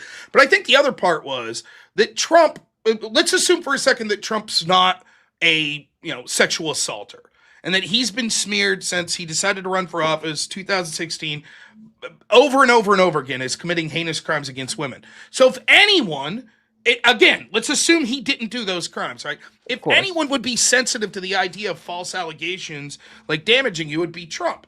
And so if Kash Patel and Pam Bondi come to Trump and they're like, listen, here's the deal. We're not seeing like evidence of this big, like, elaborate thing like we thought. Or, I think Trump hates the FBI. If there was evidence they were involved, he'd probably be like, yeah, fuck it, release it, sure. I think they were like, we're not seeing evidence of that. But what we do see is a lot of just unfounded accusation. There's a ton of that. Your name's in there with unfounded accusations. Like, everyone you can think of's name's in there with an unfounded accusation. And here's the problem. If we release this shit, Like, these people are it's gonna ruin their reputation. And we that's don't what have I was any going evidence at they with did. my first point. Yeah, and I think maybe even, and you might even say this is shitty, and I think it kind of is. Maybe if you're one of those guys, let's just, again, take a hypothetical. Maybe someone like Mark Cuban, you know who he is, he's a billionaire. Yeah. Maybe he reaches out to Trump, Shark like, Tank look, guy. man, I fucking went to that island, but I didn't do shit. And now my name's going to be smeared. You know, is there anything we could do to fucking not get that out there? I believe that shit may have happened, but I don't see evidence that Trump's intentionally covering up assault of children or was involved in it himself. And I of course don't not. see evidence, you know, and that unfortunately is a lot of what the right wing, I'm not saying Nick himself, I don't know what his feeling on this, but a lot of people Yeah. that are supporters of his, or like Thomas Massie or something, that's the implication. Trump's intentionally covering up these heinous crimes. And I just don't see it like that. Yeah, I would agree there because it's just like, but also you have to think about the fact like maybe the right wing, we all look at the files and we have the same opinion as you. Okay, it's a bunch of horse shit. Nothing really happened. There might have been one or two off character incidents, but at the same time, you bring these files to the left. I don't know. I would assume you're on Twitter. A lot of Yeah. political people tend to be. You know, when the first batch of files came out, you saw the one picture with, you know, Trump and Epstein. You Yep. see, and obviously, unless you have every single file and every single person looks at every single file, and which most people aren't going to do, they're just going to take it at face value. You're going to see Trump next to Epstein. Well, what are the assumptions against Epstein? Okay, he was doing this, and this with underage people. So if you see those two together, you automatically are going to assume, oh, Trump was doing these things too. With Right. your thing about Mark Cuban and ruining his reputation, it would be the same thing. It's Yep. like Mark Cuban might have just been there to talk to Epstein about getting his product out to, you know, foreign markets. But now he's there. There's pictures of him and Epstein shaking hands for this business deal. And now they think, you know, Mark Cuban was, you know, going down on underage people. Yeah, and I mean, it's tough to, I put it this way. I was never going to go to Epstein's Island, obviously. But let's assume that my channel, you know, I have 200 people watching right now. I'm very proud of that, by the way. Hello, But let's friend. assume 4 years ago, for some reason I get recognized by the comedian Drewski, right? And he's Yeah. like, hey, Rob, I saw some shit you did. It was funny. He reaches out, he does my show, and he's like, hey, man, do you know P. Diddy? And I'm like, yeah, I know. He's like, how would you like to come to a party? And I'm like, well, me and my wife are going to be, I don't know where the fuck Diddy live, California. Yeah, we were going to be in the area. And we stop in. My wife and I stop into a Diddy party. And it's 4 PM, and they're serving cocktail shrimp, and there's people around the pool and whatever, right? And I'm like, Yeah. okay, it's 8 o'clock. I got to go. Me and the wife leave. Now all of a sudden, oh, Rob, you were at Diddy's. And I'm like, I fucking went with my wife. I was there for 3 hours. He was a celebrity. I'm a nobody. I was like, kind of be cool to go see a Yeah. bunch of celebrities. And yet my name would be smeared.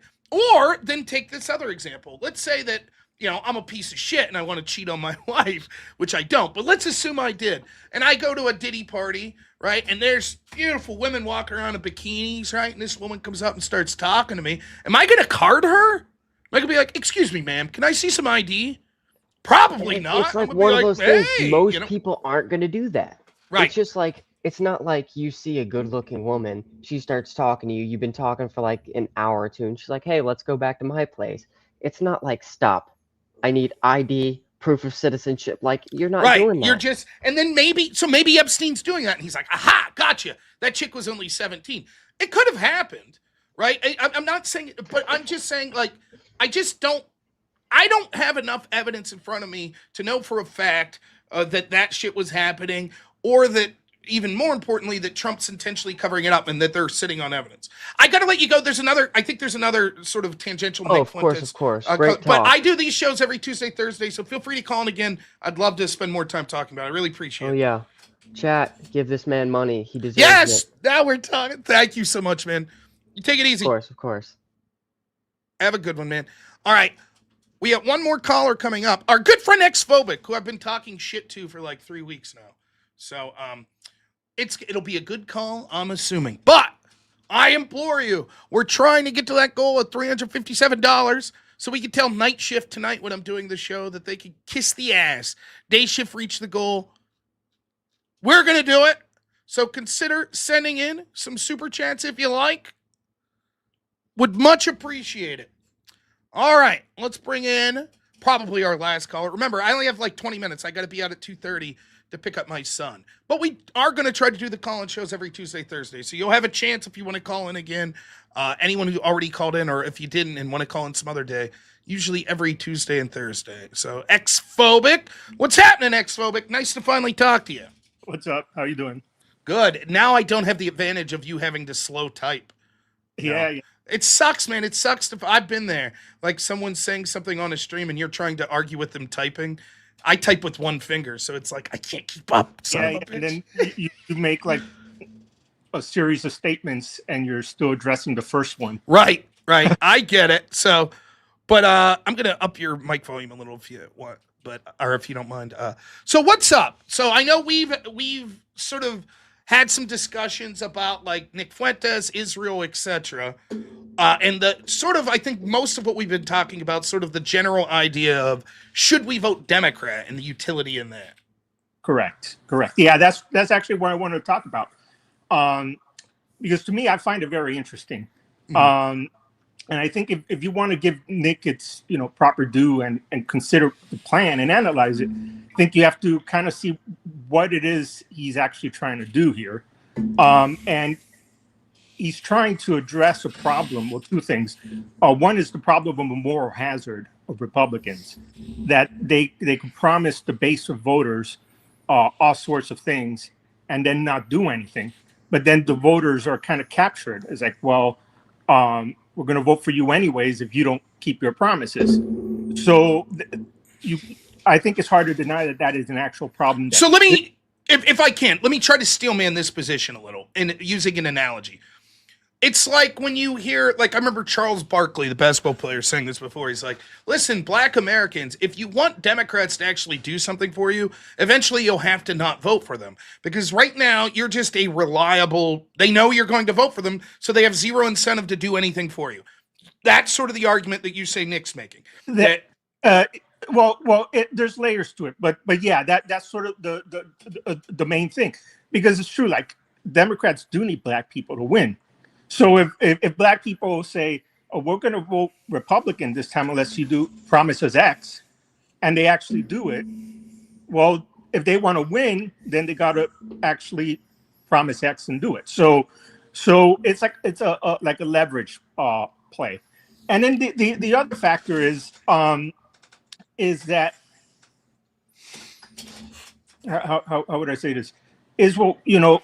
What amount of support does Nick actually have to do this? It's like a marginal thing, but his target audience is young men, basically.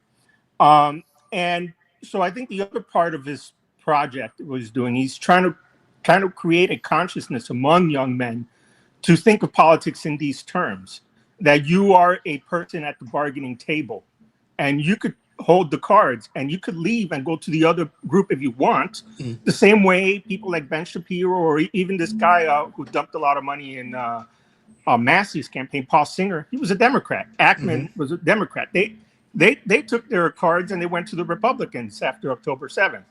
So what Nick is trying to say is let's try this. And create this consciousness. And I think really what spurred it on was this issue with the mass deportations in the Iran war, where they reneged on the mass deportations. They abandoned it, saying it was bad politics. It was bad politically for us. And they had donors from Wall Street calling Trump saying, well, it may cause inflation, may cause price increases. So they don't do the mass deportations. All right. So a war with Iran that's not politically popular either, and does cause prices to go up. So it's like, well, you're doing this for Israel because you have to analyze the Iran situation. But I don't think it's in our interest to attack Iran like we did.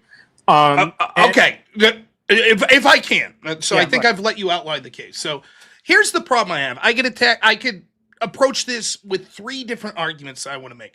Now, I think of things maybe a little different just because, like, the way I debated in college and stuff. So I think of argument structure a little different. So here, I'll try to explain how my brain thinks of this. Nick has identified a harm. And the harm that he's identified is we have supported Republicans or MAGA or Trump, however you want to put it, and they promised us a bunch of stuff, but they never deliver on it. They're not doing anything. And instead, they're doing a bunch of bad stuff. And so that's the harm. And the solution is show these people that they are not guaranteed our vote, that we will actually go against them, which will hopefully fix that harm. That they'll go back to saying, okay, now we're actually going to give you the stuff we want. But there's three things that I would attack that. So one, the question of the harm. I do not think the harm exists in the way that Nick does. Yes, I agree. I don't really particularly care for the Iran war. I don't care for that we're not going to try to deport every illegal. I don't care for that. There are other things that have been done in this administration that I don't particularly care for. However, if I'm judging this administration not against utopia or against promises or something like that, but instead judging it against the opposition in our two-party system, I think that there are significant improvements.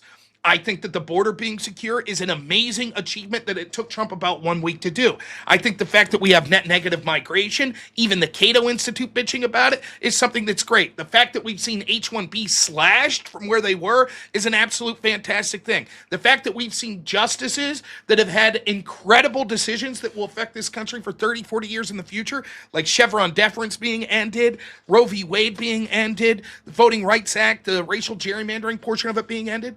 The fact that we see the Democrats freaking the fuck out because so much of their schemes that they had, whether it be their funding through things like Act Blue or the Southern Party Law Center that are now being investigated and indicted, or rather it be through things like their gerrymandering and shit like that collapsing and now they stand to lose all of these seats. I think that that's an incredible achievement. I think that we're starting to see indictments against people like James Comey, and in these Florida cases, we're likely to see John Brennan and a bunch of other people that are going to have indictments soon. We're seeing things like, even if you don't think that there's enough cases, the Somali daycare fraud, we see all the shit with the hospice fraud. The conversation is moving in ways that we never even talked about this shit as it happened for decades, and now we're talking about it openly, and indictments are starting to come.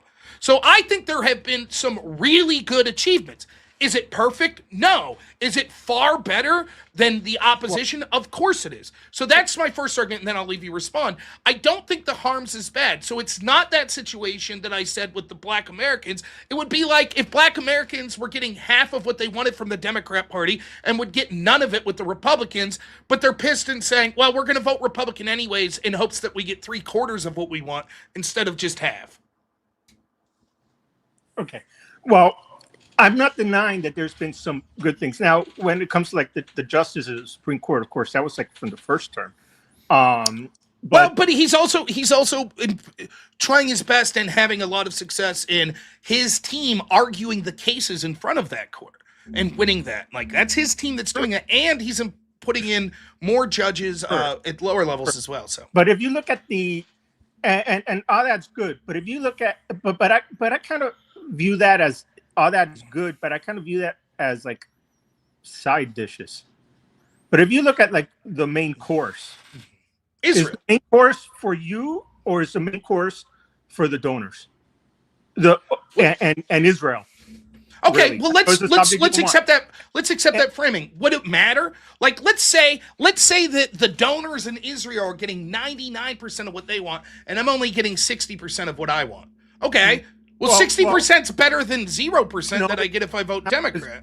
You're not taking into account how the Iran war harms you and how not doing mass deportations harms you. Mass deportations and no new war, that was the main dish. Define how many people need to be how many people need to be deported before it's mass? All of them? No. 1 million a year would be progress. 1 million a year. Why that? What if I say that's bullshit? You've sold out. That's not mass. It needs to be 2 million a year.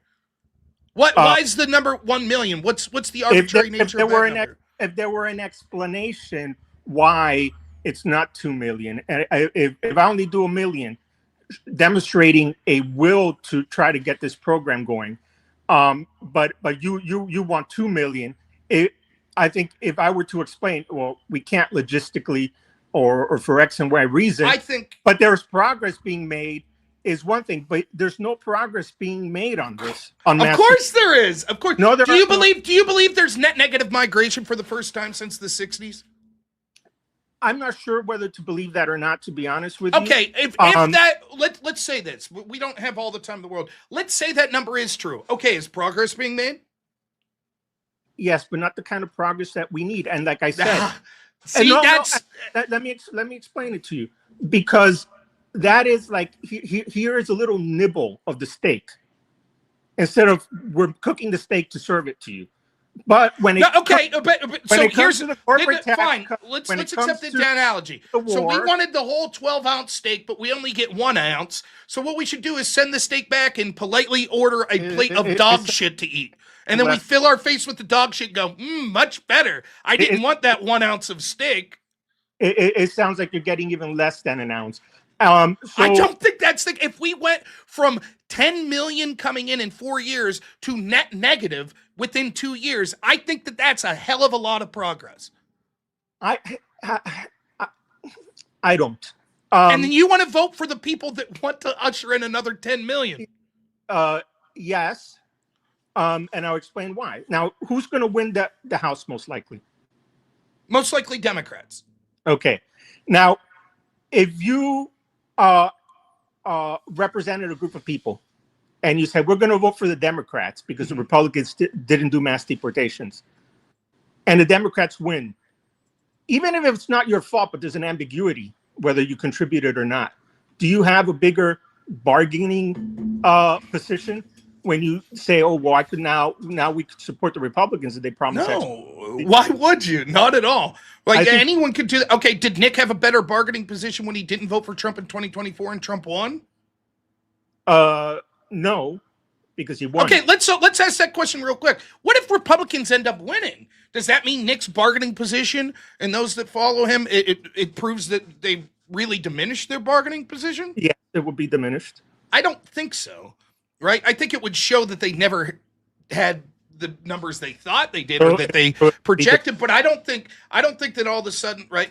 Like, for me, it's like, look, I do apologize. You feel free to call in another day too. I'm not kicking you or anything yet, but I think there's a lot of conversation to have here, but I want to speed along to the other part. So I think that we just have a disagreement on how much progress is being made. Now, when it comes to the strategy of this, which is what you're hinting at here, now, I don't think that if Nick's like, oh, I think Democrats are going to win, so I'll hitch my wagon to Democrats, then Republicans will go, well, now Nick has more bargaining power because we thought Democrats were going to win anyways, and Nick said Democrats were going to win and to vote for them, and so now we're going to listen to Nick Fuentes.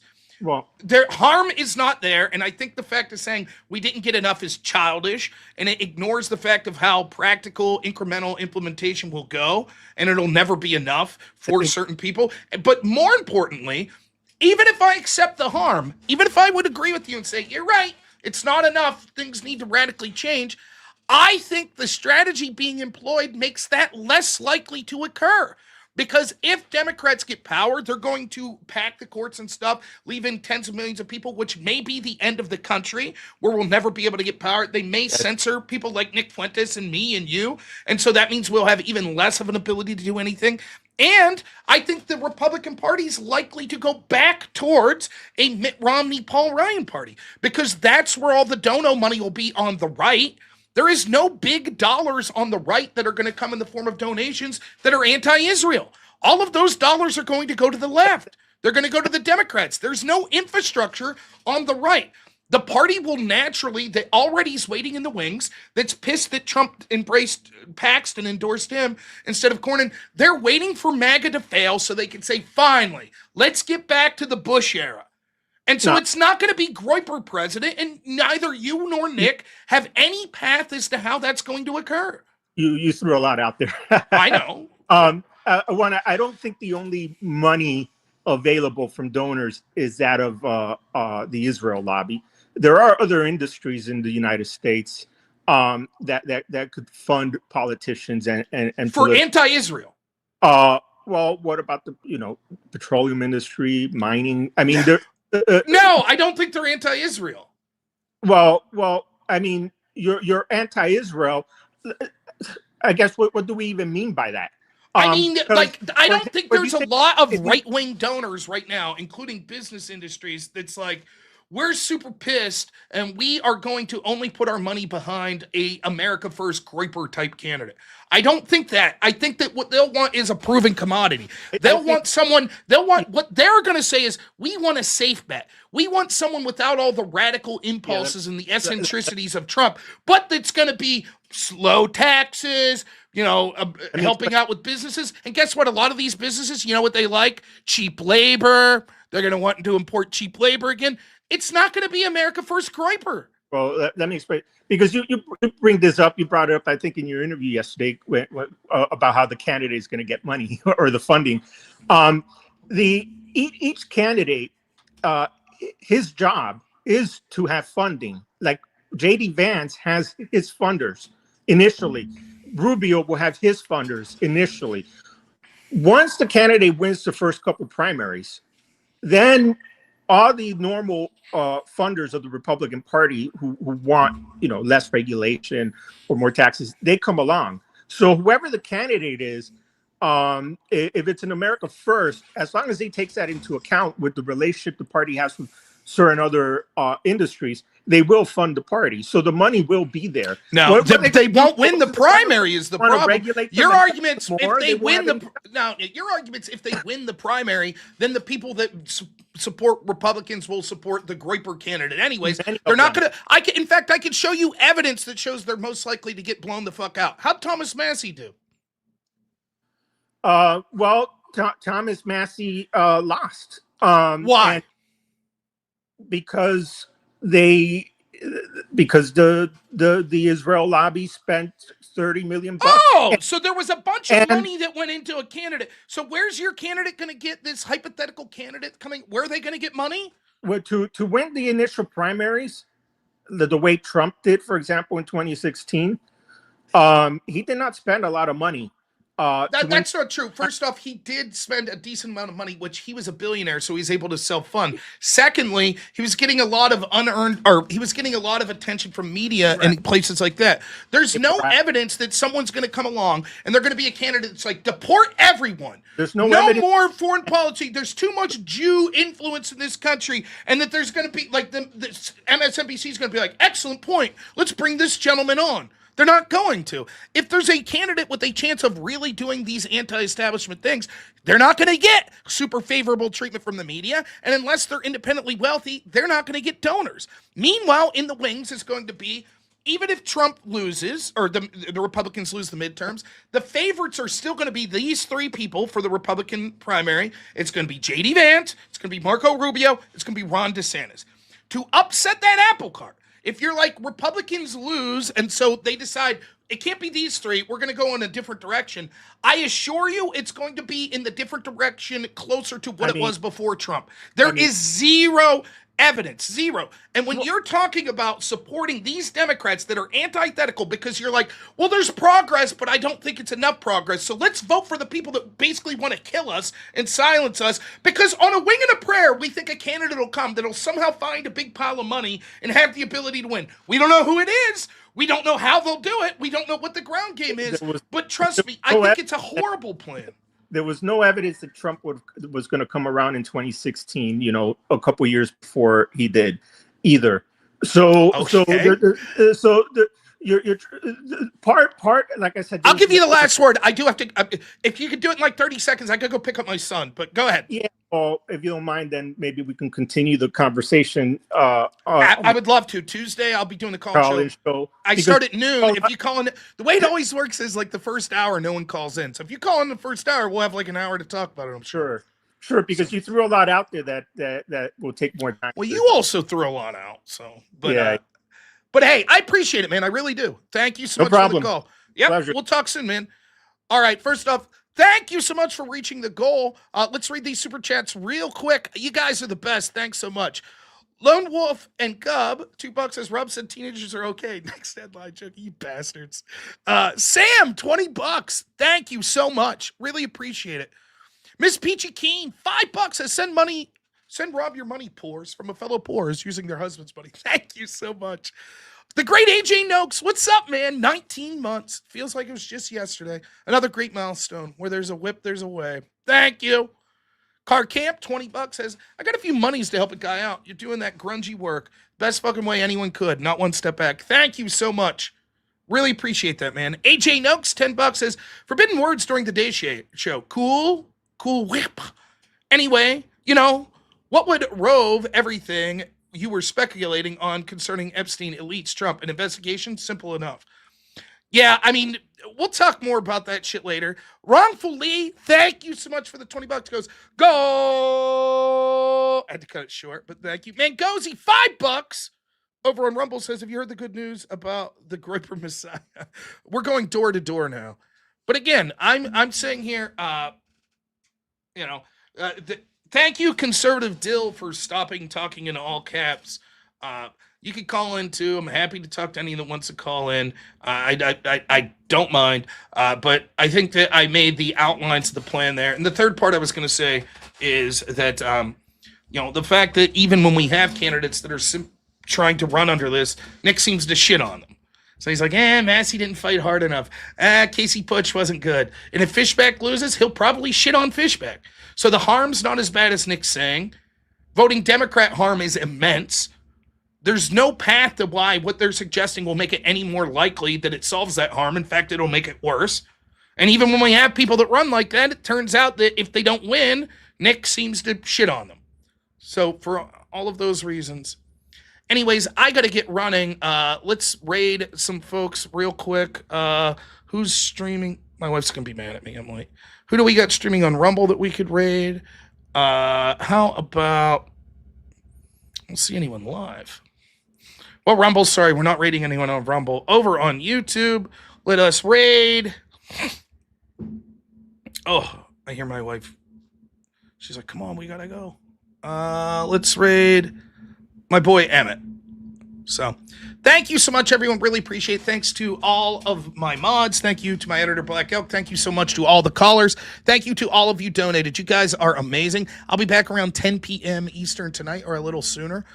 We'll see you all later. Enjoy the raid of Emmett. As always, have a good one.